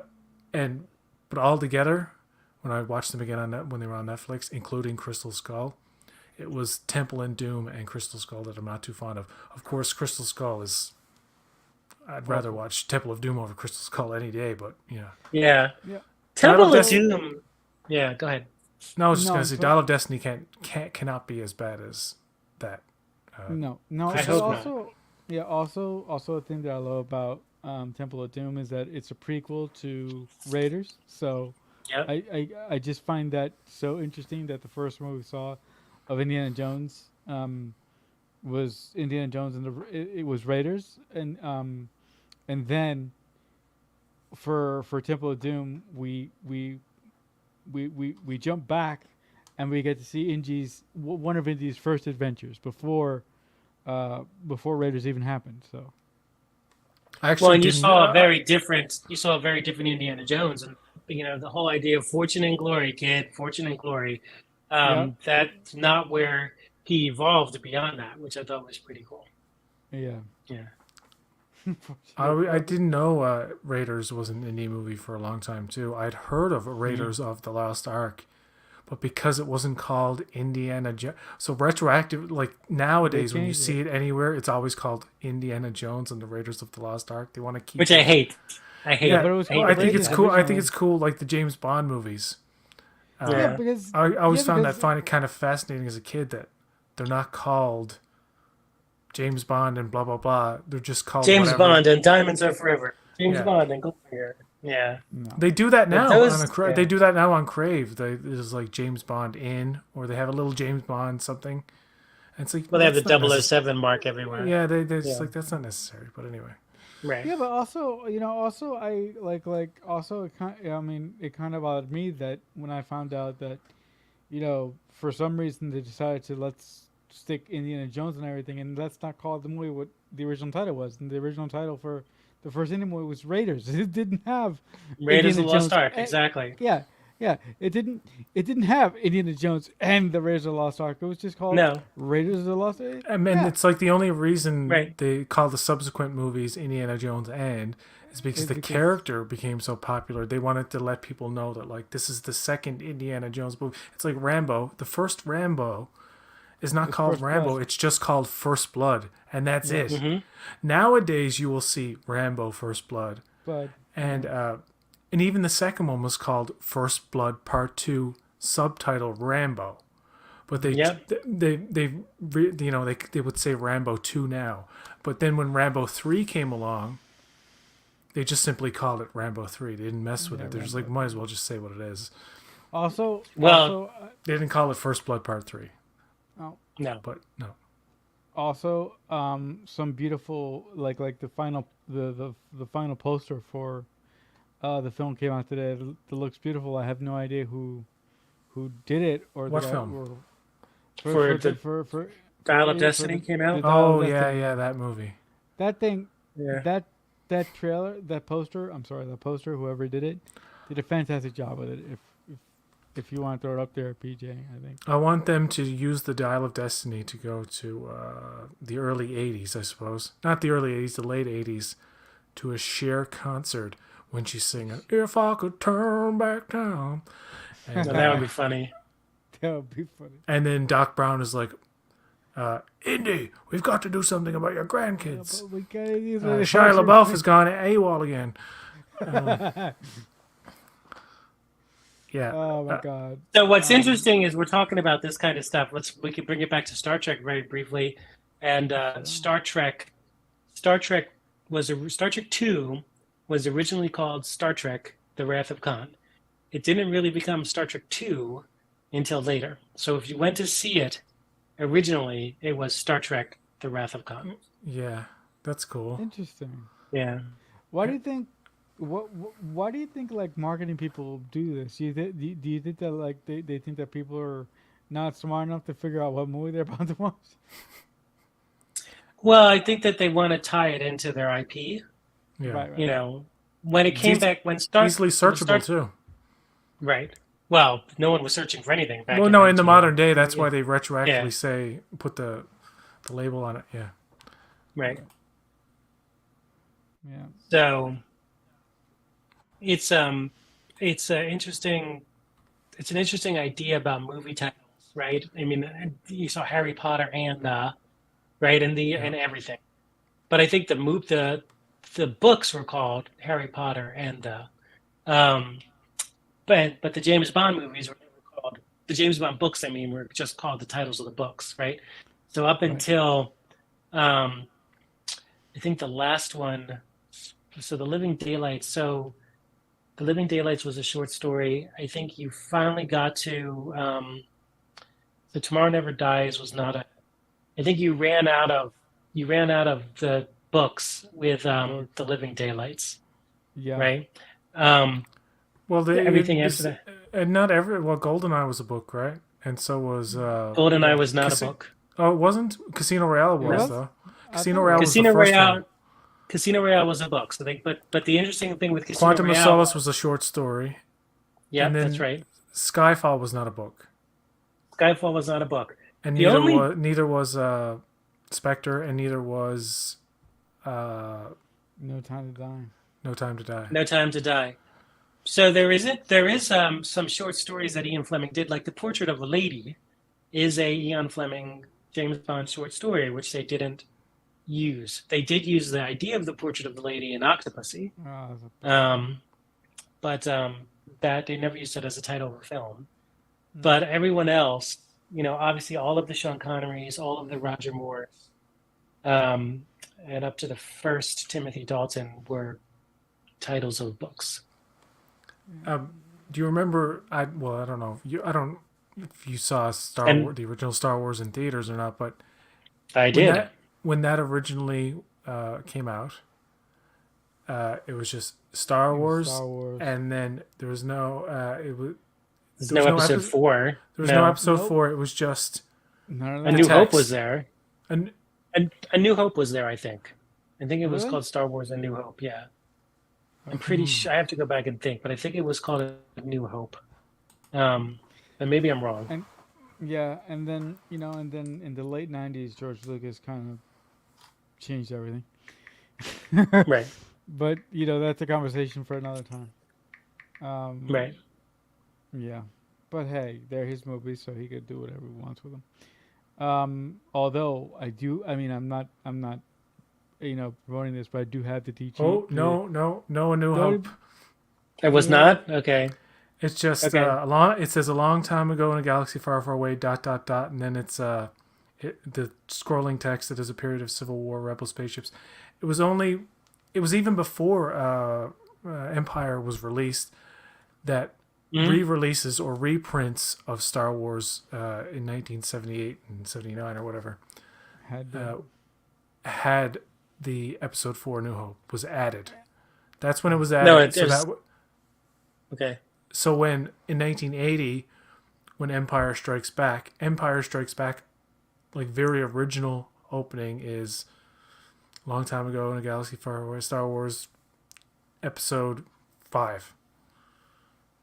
That's it's, but a lot of people don't realize. I think some people are under the impression, or younger people maybe, are under the impression that it was all that from the beginning.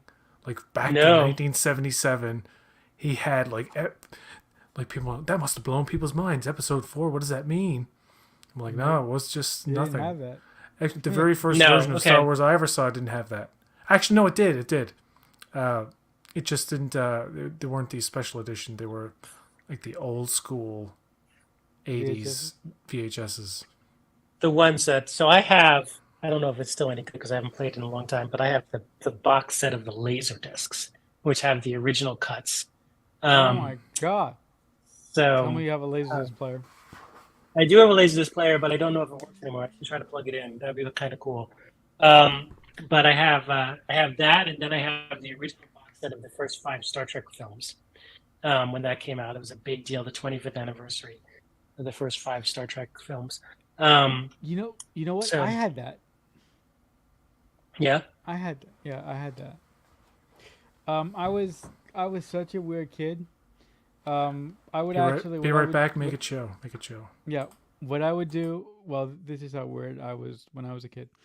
What I would do with every time I would get a new VHS, I would actually just cut the bottom of it to keep the plastic on the Yeah. Oh yeah. So all of my Star Trek VHSs had the plastic around them, and they only had the slit at the bottom where I had to cut it open to get the tape out, obviously. But the other thing that I really enjoyed about the old Paramount movie releases is that starting in the late '90s to the starting in the early '90s to the late '90s, they would have this jingle of this Paramount logo coming up. So they would say, coming to Paramount Video, or here's your feature presentation. It was like a really cool jingle. Yeah. Yeah, but with streaming nowadays, you don't really get those things anymore. And also, No. the tape that I had also had like a commercial for the Star Trek experience in Las Vegas, introduced by Kate Mulgrew. So that was really So cool. I bought the VHS for Star Trek 4: The Voyage Home, and on that VHS when it first came out had the first teaser for Star Trek: The Next Generation, Oh my god. which was pretty cool. And I'm sure we can Cool. find that online, the very first teaser. But I remember watching it, and then watching, you see Picard, you see the Enterprise D, you see, that very first teaser, and a Klingon on the ship. And I've told this story before, but when I finally watched Encounter at Farpoint the first time, and they came up with the very first thing you saw was the original series theme. Dum dum dum. They've always done dun, dun, dun, dun. And when you heard Patrick Stewart say "Space: The Final Frontier," I was so fucking pissed off because I'm Really? like, no one can say these sacred words except William Shatner as Captain Kirk. I was so angry. I was Oh like, my what God. the fuck are they doing? How dare my you? God. Get off Oh my my God. bridge. I was so Okay. pissed, and I'm sure I wasn't the only one at the time because I was like, what the hell? I was so angry. People were pissed Um, about people. I remember people being pissed that they changed "where no man" to "where no was," no one. and the argument was Yeah, kind of. whatever. I understood the argument a little bit because man was like short for like human also. Yeah. So where no human had gone before, but like I like the where no one because there's more than just humans in the Federation, so it makes more sense. Yeah. Well, and I You know, like that they did that bridge in Star Trek 6. You know, we're no man, we're no one. So Shatner said them both at the end of Star Trek 6, which I thought was a nice trying to be bridging woke thing. all back in '91. Yeah, trying to be the Yeah. woke Right. crowd. Trying to I have trying I to have be the conservative liberal relatives Democrats. No, I'm joking. I have conservative relatives, and I was like begging them. I was like, just give me an example of like the most woke person, so I can understand what woke is. And they couldn't do it. They don't want to be specific. It's a There is scapegoat. no definition. There is no direct definition. Yeah. Woke is whatever they they couldn't figure needed. it out. Yeah, Whenever whatever they need it needs yeah. to be. Whatever it needs to be at that time. Yeah. yeah. So It's like remember when common sense was a thing, and people just like Yeah. let's just get let's just Common like, Remember sense that? has let's just be actually kind and always get been along. common sense has actually always been uncommon sense, but people call it common sense for some reason. I think common sense is nonsensical. mm. And No, up but is you down know, and I- left is right or something. Yeah. But just talking Upside about down. just talking Inside about Encounter at Farpoint. The first time that I saw Encounter at Farpoint was on Netflix, and I really, really loved the first shot of the series because first you see The Enterprise. the Yeah. saucer, and then Mhm. you have Patrick Stewart coming into frame from the darkness. I was like, hell yeah! That window shot, also- yeah. Yeah. Also, I'm like, every time I talk about my love for TNG, the first thing I say is my captain is Picard. And the reason why I love Picard is because he would sit down and he would consult with everyone. Kirk wouldn't do that. Kirk would do the cowboy kind of thing and just go out and deal with it himself. Which is Marcelo, do something you that- really want to get into a Kirk versus Picard argument here? Because you will lose. No, I do not. No, That's I do okay. not. No, I do not. No, I do not. Yeah. No, I do not. Thank you. Alright. Thank you so much for talking. Kirk me is out of the doing most that. misunderstood and Jonathan Frakes, even on the most Oh. recent Ready Room, What was do you think? like, oh yeah, like Riker, he's had a lot of conquests just like Kirk, but not as many as Kirk. Riker's had way more conquests than Kirk. I'm sorry, like Nah, but Captain you know what, Kirk is thank you. super misunderstood Yeah, in my thank you. opinion, especially Thank after you. watching TOS recently, I have to say. Yeah, Yeah, but we don't need to. Yeah, No, all we need don't to say do is that. Kirk is the best. Kirk is the best starship captain ever. But that's I what we would say. say that Okay. Kirk is the most exceptional No. Starfleet captain. I wouldn't call him the best. I think No, there's Kirk- I think what Starfleet views as the best is different from Kirk. Because remember, Kirk was always defying Starfleet. He was not an ideal No, he's captain as far as Starfleet was concerned. He was kind not. of No, but I think always stepping out of line. So I would call him something else. I wouldn't call him the best. Maybe Jean-Luc was actually the He's best captain because around. he's the Nothing's gonna have to keep him down. yeah. What were you gonna No. say, Marcelo? No. No, No. I do think the one thing I will say about James C. Kirk or Jim Kirk, I think that he is without a doubt the model that all Starfleet captains strive to be like eventually. But the one thing I will say about Picard is I do think that Picard has this thing about him that he sort of exudes the best qualities that you would want in a Starfleet captain. To the Well- point of like, I just want to say this last thing and then we're gonna get off it.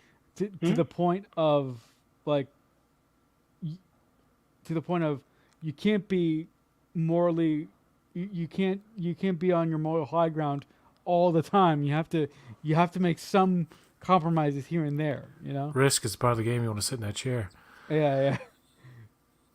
Risk Yeah, is our but business. hey, So yeah, I will this is I our will business. say this though. So here's a challenge that I have with Picard versus Kirk. Okay. So Picard was very isolating. Even in the Picard series, Picard is very isolating. He doesn't really He take doesn't want a other reunion. he doesn't really take other people's it's like you do not have a Spock and McCoy to Kirk. Who is Picard's Spock and McCoy? And there is You would no. say Riker and Data maybe, No. but Okay, it's not the but same. It's to not be the same fair, thing. I get Ken, that. It's not even No, comparable. it's not the But same we thing. I don't think you want Picard to have a Spock and McCoy because then it diminishes like that relationship. I'm kind of glad that Picard is totally different from Kirk. I like that also Cisco is different from Picard. And I also like that Right. Janeway is different from all the rest of them. I kind of like that. No, And but even Archer. I I have to applaud Star Trek captains because all the captains are so unique and like examples of like different types of personalities, in my opinion. But my That's good, point is, yeah. I agree with you. I agree with you, Sohail. My point is that Kirk would always, or 9 times out of 10, seek out the advice of Spock and McCoy when decisions were difficult, and he would always, the three of them, as it was designed by the Star Trek, the writers, Roddenberry and so forth, the three of them sort of the id, the ego, and the superego, and that idea that Kirk would always consult and listen to his medical officer and his science officer, first officer, and would consider all that in the decisions, right? So the whole concept of, Kirk was a cowboy and he zoomed in and where people feel to tread, and that he just fired phasers all the time and didn't even think about it. He always consulted with his, people, in particular Kirk and McCoy. May I Yeah. also point out he's a much gentler character than he's usually described as like an outsider. Like you think he's the cowboy, he's the rebel, he's the womanizer, even, and he's really not. Mhm. He's not those things. Why are you here Right. twice, Sohail? Okay, never He's mind. gone now. He came. I down said to- piss Sohail off. He's like, no. Yeah, it was- there it is. I had to restart my proper. Do I sound better now than I did before? Yes, you do. Yeah. Yeah, I had to restart my proper computer, so I had to switch to the other computer. I was trying to make it seamless, so I had two of me for a second. But I guess to me, like, it's harder and harder to pick favorites because like there's so many. Kirk is my childhood captain, and like certainly like the captain that I mean, as a kid I used to have Spock as my imaginary friend, so I obviously like tried to emulate Kirk and like was you can kind of imagine like that kind of scenario or whatever.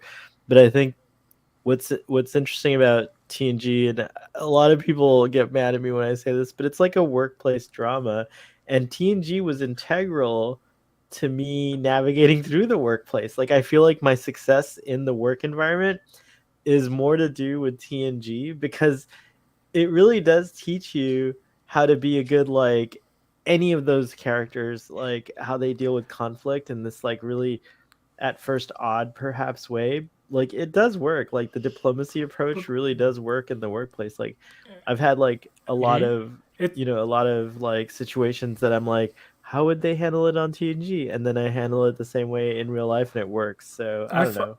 I find it odd that you get some people who will say, and I've heard even Jonathan Frakes say this kind of thing, and other actors, about how, Star Trek isn't a perfect utopia. There has to be some drama, and Gene wanted there to be no conflict and blah, blah, and there wasn't in. They almost make it seem like there wasn't much in TOS or wasn't much in TNG. There was. It's just that, to me, in my mind, it's not that there wasn't drama and everything was hunky dory. It's just that people tended to be a lot more mature and like well adjusted in these environments. TNG? In TNG. Where like I would think of their world as like, yes, you're on a ship and you're in danger now and then, but you have like this awesome future stuff, and you can replicate any food you want. You can go to the holodeck and fucking like live in any imaginary scenario as your recreation. It's like, to me, in my mind, it's like, who would have many hangups in this world, especially with like medical treatment in the 24th century too, for somebody who's probably not feeling well mentally wouldn't. And like the thing with Barclay, I always found his character fascinating because there would always be, in any period of time, an eccentric or a kind of weird dude or somebody who doesn't quite fit in. There will always be that type of person in any timeline. And he has problems. Well, you know what? He goes and seeks help with the counselor. You know, Counselor Troy did have a role, so she wasn't like just there. Crusher did have moments throughout her run. Yes, it could have been more in the movies, obviously. But it's like these characters had conflict, but they dealt with it in such a mature way. I had respect for them. Like, I always thought, like, the characters I see in both TOS and TNG are people, are adults I want to aspire to be. Like, I want to be able to handle, like, hard situations with grace and humility and blah, blah, blah. And modern stuff is a little more action, revenge, kill oriented. And some of that gets lost in the modern stuff. But I think with season 3 of Picard, they recaptured that feeling of family and camaraderie, but with a modern This Is Us type of writing style that really hooks you in with the memories and the emotion. And it's like, okay, it's cheesy that it's about Jack Crusher and he's the son of Beverly Picard, and that the concept is just like but as it plays out, you're like, I'm buying this drama. I'm buying the Geordi stuff and and like it's all working, even though it's like we've kind of been here before, but at least it's a good sound. Well, what's interesting is, there's been many articles and papers and even books written about leadership styles from Star Trek, right? You can find Captain Kirk as a leader book, Jean-Luc Picard as a leader book, what Sohail was saying. You can take many lessons from the leadership styles of, in particular, Kirk and Picard, because I know they've had books written about them in that point of view. So one of the things that we really never talked about, I think, in any of the spaces that we're all in together, on Thursdays and whatnot, is, Picard's leadership style in this season of, third season of Star Trek Picard. Is Picard being a good leader? Is he Captain Picard? Is he Admiral Picard, the leader in Star Trek Picard season 3? Or is leadership being done by other people? Because I would make the argument that Riker is a stronger leader character in Picard season 3 than Picard is. I would even make the argument that Worf is a stronger leader character, and even Raffi and even Seven are stronger leader characters than Picard has been in this. Not to say that there's anything wrong with Picard as a character, but I mean, it's interesting to say who's the leader. He's in a pretty precarious, or he's in a difficult situation, where he with the help of Riker has to trick Shaw into going to a place, gets them in a shitload of trouble, but at least the characters, if they're intelligent enough at this point in the season, have to recognize if this didn't happen, there would have been no hope at all, or we would have been way too late. So, yes, the trauma of the situation has taken a toll. I think Captain Shaw shows a lot of leadership. Indeed. People keep bringing up the dead naming. I don't know for a fact. I want to hear the writer's perspective on this. If this whole thing was an allegory for trans people. Because I think at some point, people are expecting Shaw to turn around and say, okay, Seven. Even in the latest episode, he calls her Hanson, and she says, very, like, in his face, my name is 7 of 9. And he doesn't seem to care. And I'm wondering, like, that's probably a sticking point for some people. But I don't know if it's exactly... I think for as him, literal an allegory for as people think. Maybe I want to hear from the writers about it. I think in his mind, it's not important.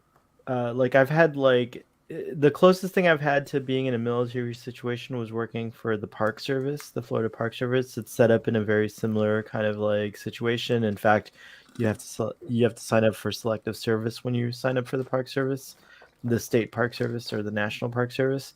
But anyways, my experience in the Park Service tells, like, you know, the rank that I was like was an ensign, and you really feel it. Like you feel like there's something about like being said no to that builds character. And I know I probably sound like a boomer now or whatever, and it's like, oh no, you can build character in other ways. But when you're in a stressful situation, like in a military situation or whatever, sometimes the shortest route to building character might be necessitate some of these extreme measures. And so when you're the captain of a starship, you have carte blanche. Look at Jellicoe. Look at how he was, you know? And so to me, I feel like it's not that Shaw is right. It's just that that's his prerogative.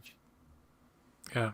It's like when Riker, when Ro beams aboard and it's like, take that earring off, basically. It's like, yeah, it's the captain's, the captain has a lot of prerogative on how they can like run their ship. You know what I mean? And again, doesn't mean they're right. Like Kirk's not right for wanting to do 1/4 impulse power out of space dock. That's against procedure, but he still does it. You know what I mean? Like, it's just that we like that. You know, we don't like it when Shaw dead names 7. So if I were to it's a different guess, I thing. think the intention for the Shaw 7 conflict is meant to be resolved. Like by the end, they're going to be like, I don't know. They're going to be buddy. I don't they're know gonna if be he'll say besties. 7, if he'll say Yeah. Commander 7, and then dun dun dun dun dun dun. But I don't know if that exactly will happen. But there will be. There has to be. They can't. Even in episode 8, like they're at odds, and I kind of didn't like. I'm like, Jesus Christ! At this point, shouldn't you guys be like, kind of simpatico? Like, what's up? I don't get it. But I think they're they just did. dragging that out too long.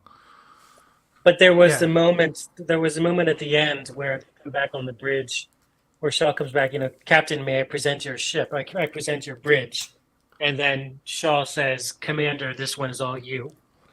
To blow up the Shrike, and I think that's where you start to see a turning point there.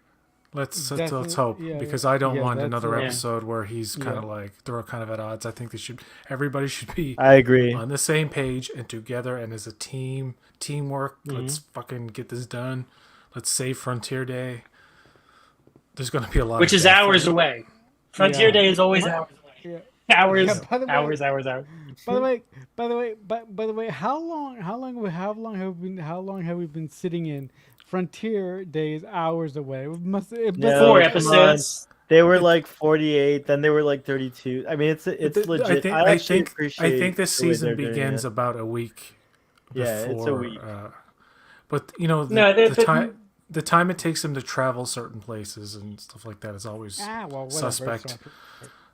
Whatever. It's Star Trek. It's fine. Yeah, I mean, they have been counting down the hours. So I just sort of.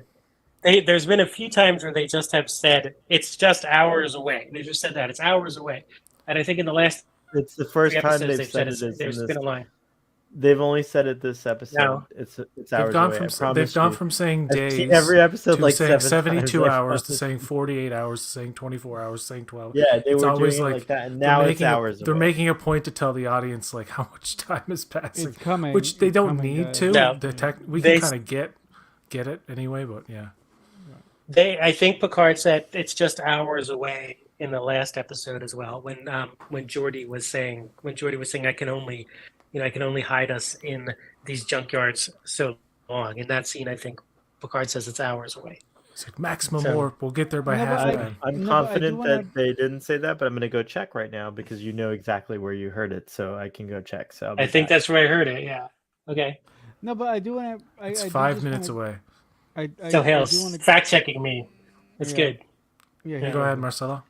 like not in a malicious way. I'm just telling you, I've watched these episodes like 7 times.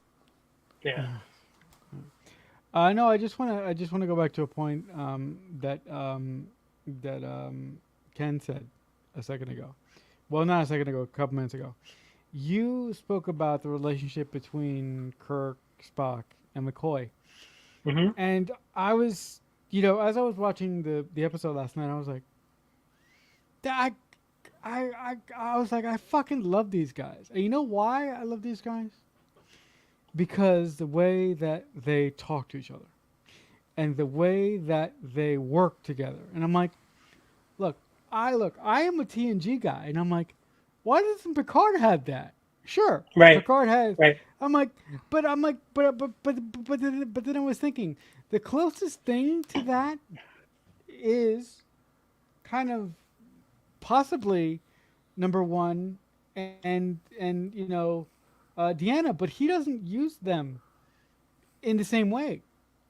So Picard, look, I mean, Picard back in TNG, he would always ask for, a consult, but he would never really go out of his way to ask his crew, like point blank, what the hell should we do? He's not like Pike, where Pike's like, what do I do, guys? Tell me. Right? I don't know anything. Yeah, that's too far. That is way too far. I'll cook for you if you do what if you help me. Right? Yeah. That's too far. Yeah, that's too far.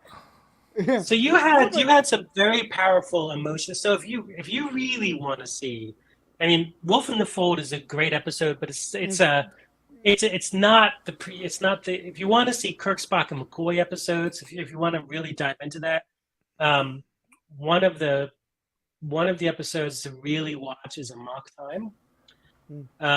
You also probably the best early.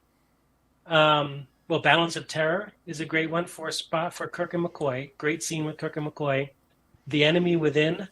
Watch The Enemy Within. That is an amazing episode to talk about that dynamic with those three characters. Is that the one where it's like, I'm Kirk. Yeah, transporter accident. Which, by the way, in Surrender, the scene where Data hugs Lore and holds Lore tight is an homage, I believe, to Kirk holding his doppelganger tight at the end before they were on the transporter platform before they beam together again. Yeah, the one with the heavy Also- eyeliner. yeah. I stand Also- corrected. Yeah, you do, don't you? I do indeed. Hours away. Hours away. Hours away, my friend. Yeah. Da, da, da, da. Anchors. Sorry. I thought I Um, knew this shit. Yeah, no, I know, but It's okay, Sohail. I forgive you. Don't fucking fact check me again, boy. No, I'm kidding. You got it. Yeah, You got it. yeah, no. The other thing that I have to I want to say is that I kind of grew up with Spock, Bones, and Jim Kirk when they were much older, right? I didn't watch the original series until a couple years ago. So seeing these people in the prime of their career is very odd to me because I'm used to seeing them when they're much more how can I say they're seasoned. It's a horrible thing to say about somebody. Yeah. Seasoned, Yes.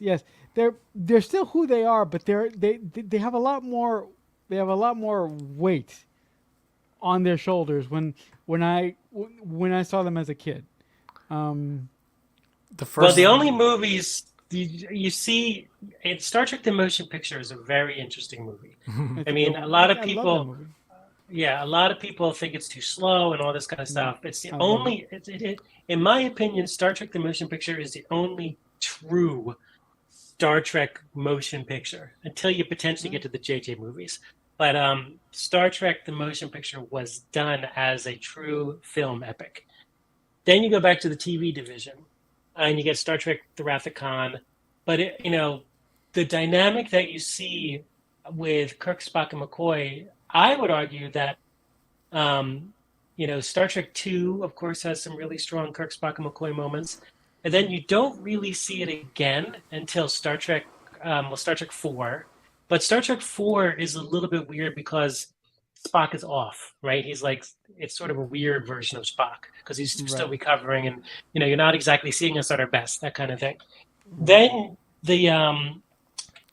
you start seeing it again. In 5 you see a lot of good stuff in 5. Again, 5 is a dramatically underrated movie in my opinion. Yeah. You see, especially with Kirk, Spock, and McCoy. Besides the bumper scenes at Yosemite, which I think are awesome. all of it is just these three guys. It's a family story, and they wrap it up at the end. I think where McCoy says, "I thought you said people like us don't have families," and Kirk says, "I was wrong." That is one of the most powerful scenes with these three ever. My favorite in my opinion. Spock line in 5 is "Hold your horse." Yeah, exactly. Hold your horse, Captain. Yeah. But what do you mean by Star Trek: The Motion Picture is the only film? Like, what were you saying? Like, what were you like? Well, because Star Trek: The Motion Picture was done thought of as a film. Like they looked at 2001: A Space Odyssey. They looked at saying, we are going to do a motion picture. We're going to put all the money into making this thing look beautiful on the big screen. And then they went back to the television division for Star Trek 2. And if you look at I Star see Trek what you mean. 2, Okay, I missed that part.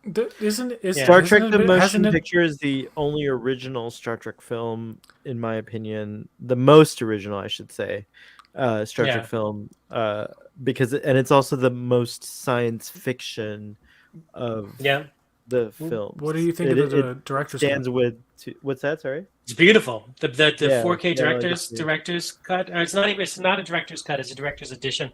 Darren Dochterman corrects people, and he was the one who was one of the three. The director's edition of it, and I think they did a beautiful job. They made a couple of really silly, stupid mistakes, which annoy the shit out of me. The cropping in the lounge or the the cropping in the lounge is bad. It takes me right out of it. It's just so poorly done. But, I don't know what you're talking about. but what else pisses you off? Cropping in the lounge. That's the one part of that whole. The director's edition is great. I mean, I love the extra visuals, right? With what am I forgetting? V'ger. Yeah, V'ger. So Sohail, the scene where "Will you please sit down?" It's ruined. McCoy walks in front of the green screen, in front of the view screens, the large view windows, and the cropping, especially of McCoy, is pretty poor at that point. Because the DVD version of what are you the talking director's about edition is better than that. Yeah, the DVD version.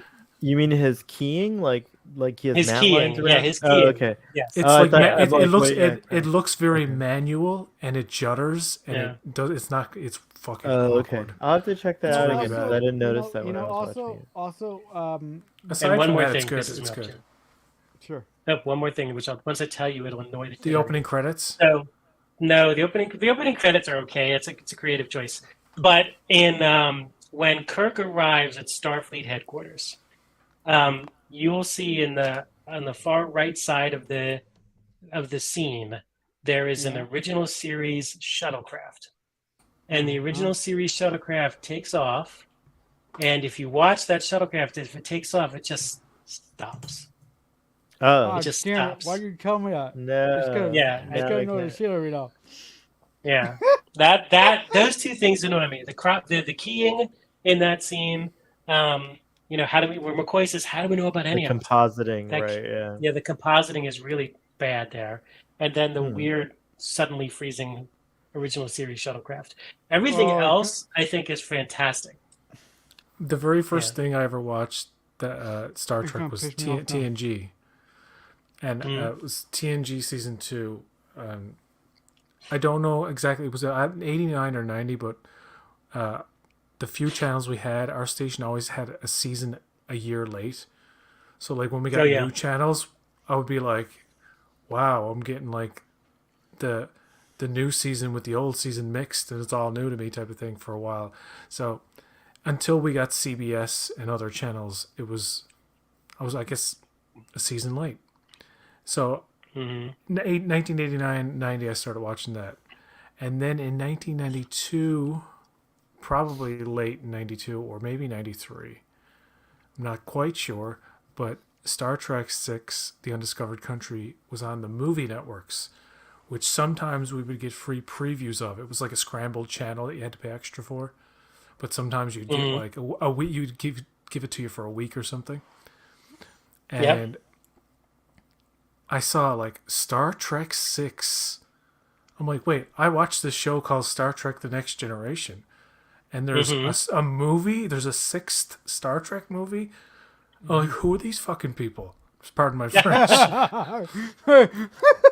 So Who are these people? I watch it, and I remember at one point my dad said, like, it's so he knew Spock and McCoy, like he watched Star Trek. He's like, I think it was the first time anybody told me that Star Trek was based on this he said old show, so I had no idea. Well, so what did you think the next meant? The next generation? Well, I was a child. I had no concept of. I didn't. Oh yeah, that's true. My only knowledge of anything beyond the Next Generation Star Trek only came from Entertainment Tonight, and I don't ever remember Entertainment Tonight ever talking about TOS or anything like that often. You Because guys, they did. I can see little PJ like, who the fuck are these people? But I actually started watching Entertainment Tonight around the time they would cover like at the beginning of DS9 type of thing. But so I watched this movie and I'm like, okay, there are guys who look like Worf. Oh, I think that's Worf. I think that's like I recognized like Michael Dorn. the Dorn connection, even though I didn't know Michael Dorn or even didn't fucking know the names of the actors or nothing like that. But my aunt who had a VCR, we didn't have a VCR at the time, used to tape off episodes. And one of the ones I had was The Schizoid Man. So I've seen, as a child, I watched The Schizoid Man probably like 100 times. So that's a probably weird like, episode. Weird episode. Yeah. So then when Channel 10, which is ASN, started airing the original series, I was like, oh, this is the original Star Trek. Cool. This is like what became before my favorite show, which is Next Generation. Cool.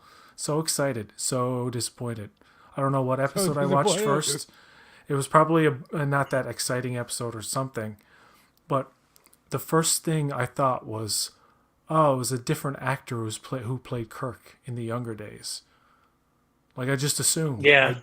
I did not make the connection because I saw that Leonard Nimoy was a young Leonard Nimoy. Clearly, I could see it was a young McCoy. Scotty threw me off a bit. I didn't quite recognize Scotty. It took me a while to click in. Uhura, Sulu, could recognize all those guys. Kirk, I was like, oh, it was a different actor. Didn't know anything about William Shatner or any actors' names. Yeah. And then my dad, I remember, no, that's the same guy. It's William Shatner. He's Canadian, blah, blah, blah. Tell me about William Shatner. And he said this, which was like a mind-blowing connection. He's the guy who hosts Rescue 911. I said, yeah, the guy from Star Trek 6, but not this guy. And I remember like, no, this is not that guy. Because to me, William Shatner young and William Shatner old look so different to me. I literally just did not believe. So it took me a while to click in and like, oh yeah, because once I saw Star Trek 2, Wrath of Khan, I think Wrath of Khan was the second one I saw, and he's a bit younger. I was like, oh, that is the same guy. You can see now, especially in the motion picture. He looks the most like but there's something about like the drugs and the alcohol that make you kind of bloated and unrecognizable after a while. It's true. I mean, if he took better care of himself, he would have been a really good-looking older man, but it didn't work out for him. Yeah, he still managed to live a very long life still, so he's still kicking, so more power to him. Is it like confirmed that William Shatner was into drugs and alcohol? Maybe alcohol, but I don't remember him doing drugs. Hello, Rocket Man. What? Rocket Man. No, you mean to tell me I sincerely believe that's him. Okay, I'll take it back. Probably not hardcore drugs. I don't think William Shatner's that type. I don't think he's but even alcohol, dude. Alcohol for sure, yeah. Dude, that's for sure. He like you watch him in any interview from any time period. He seems like he's always had a few. Like he was. I'm just saying maybe his lifestyle attributed to his rapid aging in his midlife, but in his later life he managed to really slow down his aging. He probably took taking care of himself more. Yeah, meaning prescribed drugs. I bet people back in the day just popped anything, dude. Especially when you were like, living the fast life. I kind of wish That's I true. could try Quaaludes in a safe environment, like in a protected. They sound so fascinating to me. So just I want to skip ahead in my story and say the last TOS movie I ever saw was in 1999. It was the motion picture. Dude, I'm not even joking.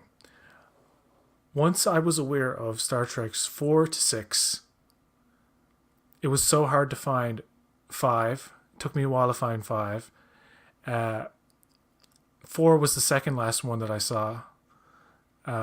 But I had seen 2 and 3 several times on TV for whatever goddamn reason. It was like just Star Trek 2, Star Trek 3, Star Trek 2. So I had to actually seek out on VHS the other movies. And I got Star Trek 4 from my friend's mother. I did see Star Trek 5 on like the very first time it was ever on DVD, I think. I can't quite remember. But I remember the first time seeing Star Trek 5, it was in widescreen. I remember it was the first time I saw a Star Trek film on a TV, letterboxed widescreen. But I got the motion picture and watched it at my cousin's house. It was, cropped pen and scan. It was probably the most worn VHS I ever got from any video store because it was bland looking. The audio sucked. The picture fucking sucked. And just the way the movie is, the bridge and like how beige it is really didn't help. Mm-hmm. So to me, it was a really piss poor, actual very boring viewing experience. And the second Which one? 3? The motion picture. Oh, the motion picture. Okay. That's the very last TOS movie I ever saw. Like for the first time, I mean, like it was in 1999, and I remember my cousins were like, "We're not having this. This sucks." I think 2 of them fell asleep. And the first thing I noticed that kind of blew my mind was the dun da da dun da da dun. I said, "Wait a second. TNG took it from this movie because they hadn't played it in like sure did." So I was like, "Oh, this is fucking interesting," and I was really excited, like the concept of V'ger and all this. And but dude, did I ever hate it? Did I ever fucking despise it? And here's the thing: the second time I saw it, I bought it on DVD, the director's edition in like 2002 or 3 or something. Mm-hmm. And I watched it with my girlfriend, and we both loved it. It was like it was in the widescreen the way it was meant to be seen. We watched it on a fairly big TV with a good sound system. And it was the extended version of that movie, the complete version, in my opinion. Mm-hmm. I was like, wow, that was pretty good.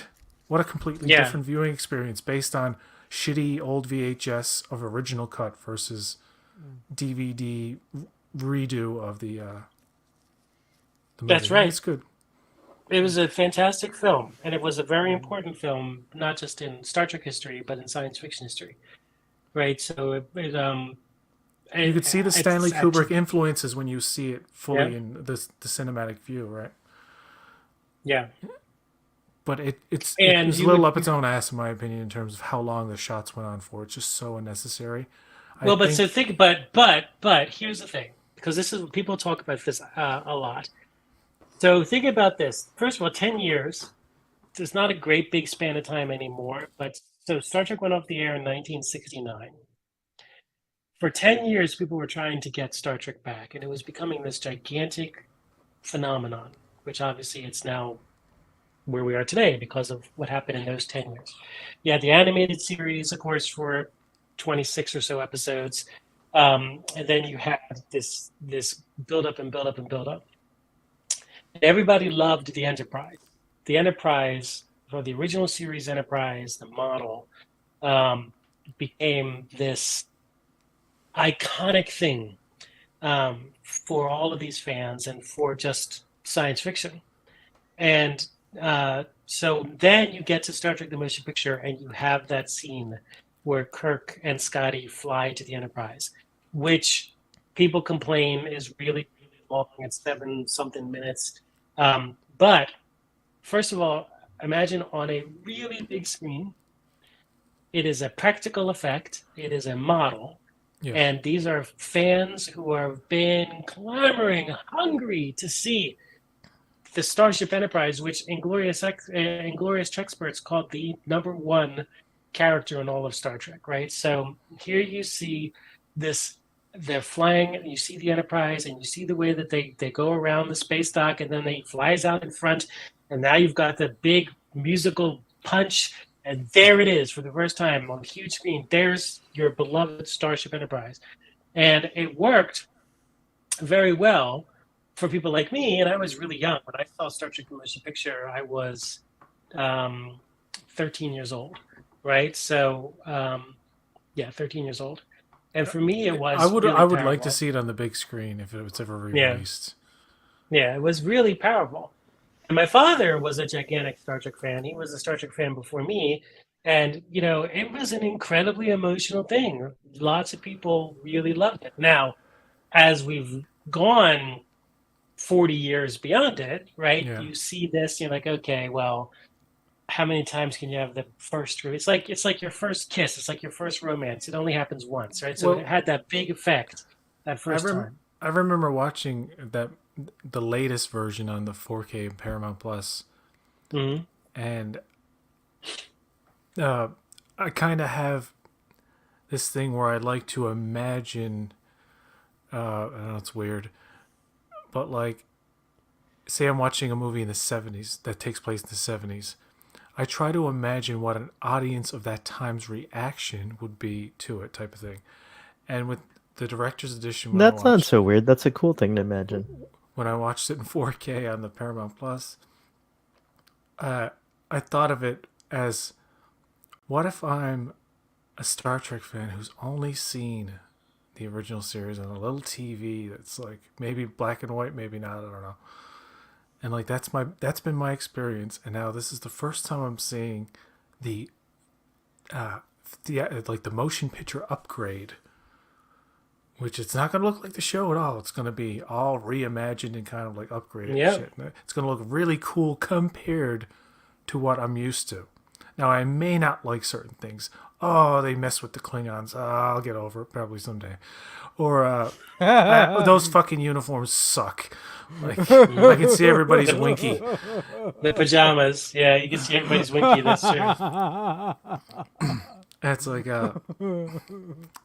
but you talk about that scene where he goes over with Scotty. That's one of the scenes I actually really liked on first viewing, and I've always liked, as kind of people say, dragged out as it might be, but in the original cinematography, and if you look at, I don't know if it's still on YouTube, there is that scene with the alternate score, which actually works really well. As like, it would have been interesting if they incorporated that in the director's cut. But anyway, it's a different thing. But to me, that whole thing as a viewer, it's like, this is Kirk going back to the Enterprise. And His first love. And you see that in his eyes and everything too, right? It's like crystal clear. But also the director's edition does a little bit better with the special effects and the reflections and stuff like that. But anyway, it's to show that big long like turnaround and going into the ship, docking and all that, which takes forever, but it has a good, lovely, like Academy Award worthy score behind it.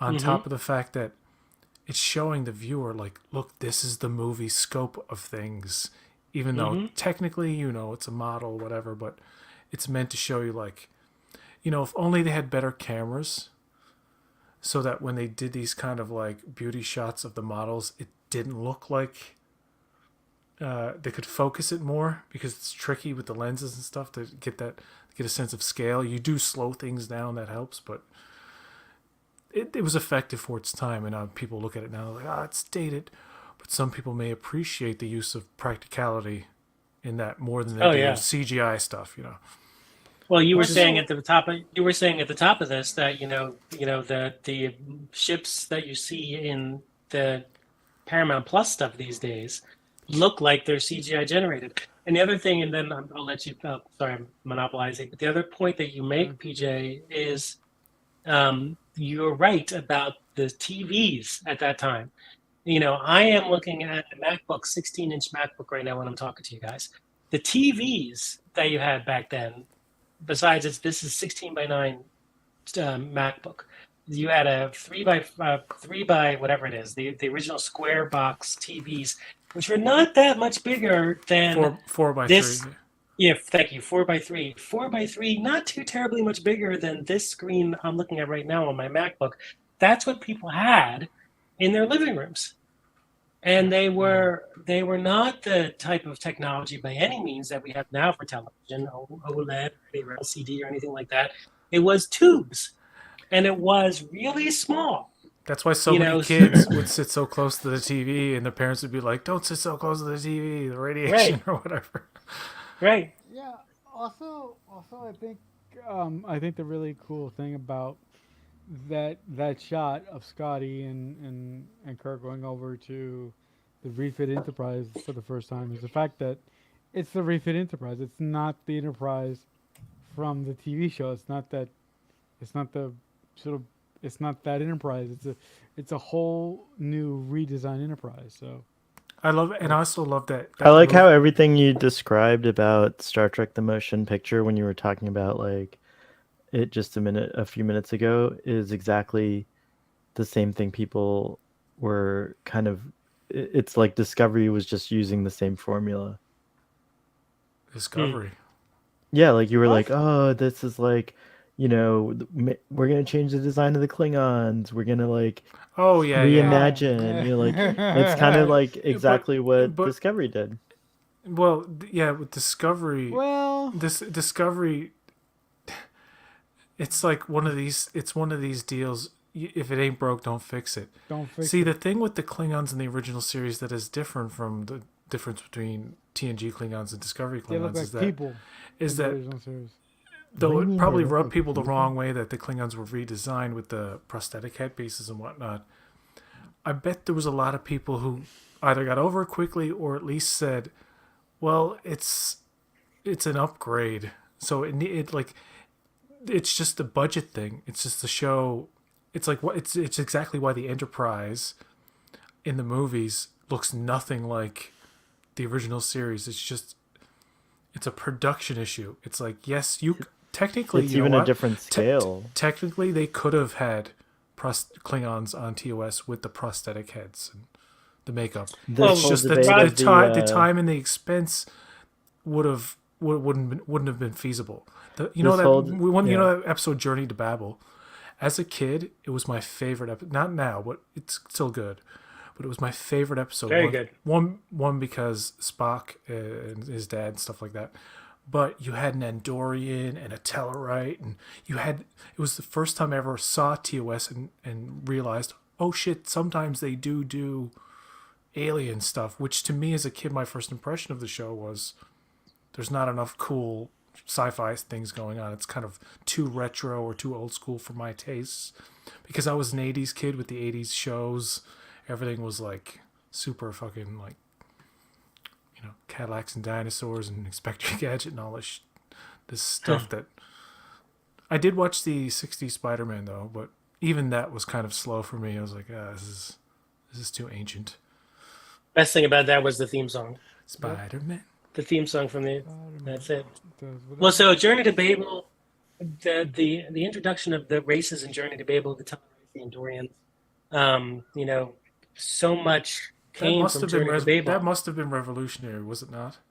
Like for a TV show. Oh, it totally to was. have It was have that was array of species diversity in an episode. well. First of all, not DC Fontana for writing it, but the amazing thing about that episode is how that single episode had massive implications for Star Trek of all types moving forward. You had Sarek and Amanda. You had the Orion. I mean, the Orions weren't introduced in that episode. You saw an Orion slave girl in the cage, but the cage, Journey to Babel, a second season episode, really turned the Orions into a bigger villain with the attack on the Enterprise, and of course the Andorians, and of course the Tellarites. So much of what became canon and used throughout the rest of Star Trek history. I mean, look at how the Andorians were super critical, and the Tellarites are super critical in Enterprise, and the Andorians super critical, or the Aenar super critical in Strange New Worlds. So all of that stems from that one episode, and that episode to me is one of the best episodes ever because you've got so much of a drama there. You've got Kirk, who's practically stabbed and killed, and Spock having the argument with his dad, and his dad, is his dad going to live or is his dad going to die, and all that stuff. And McCoy, again, something like that will lose both these men. Great, just great all around. So there, Marcelo, another episode to watch. Journey to Babel. Yeah. No, I think that I think that once I get off my butt and decide to finish reviewing the original series on my YouTube channel, because I have a playlist of the episodes that I've actually reviewed. Actually reviewed the first 5 episodes, but then I easily get distracted by other things and I start doing other things. So when I start going back to that, I think you can have a fun time watching me walk through the episodes. I will. Yeah. But yeah.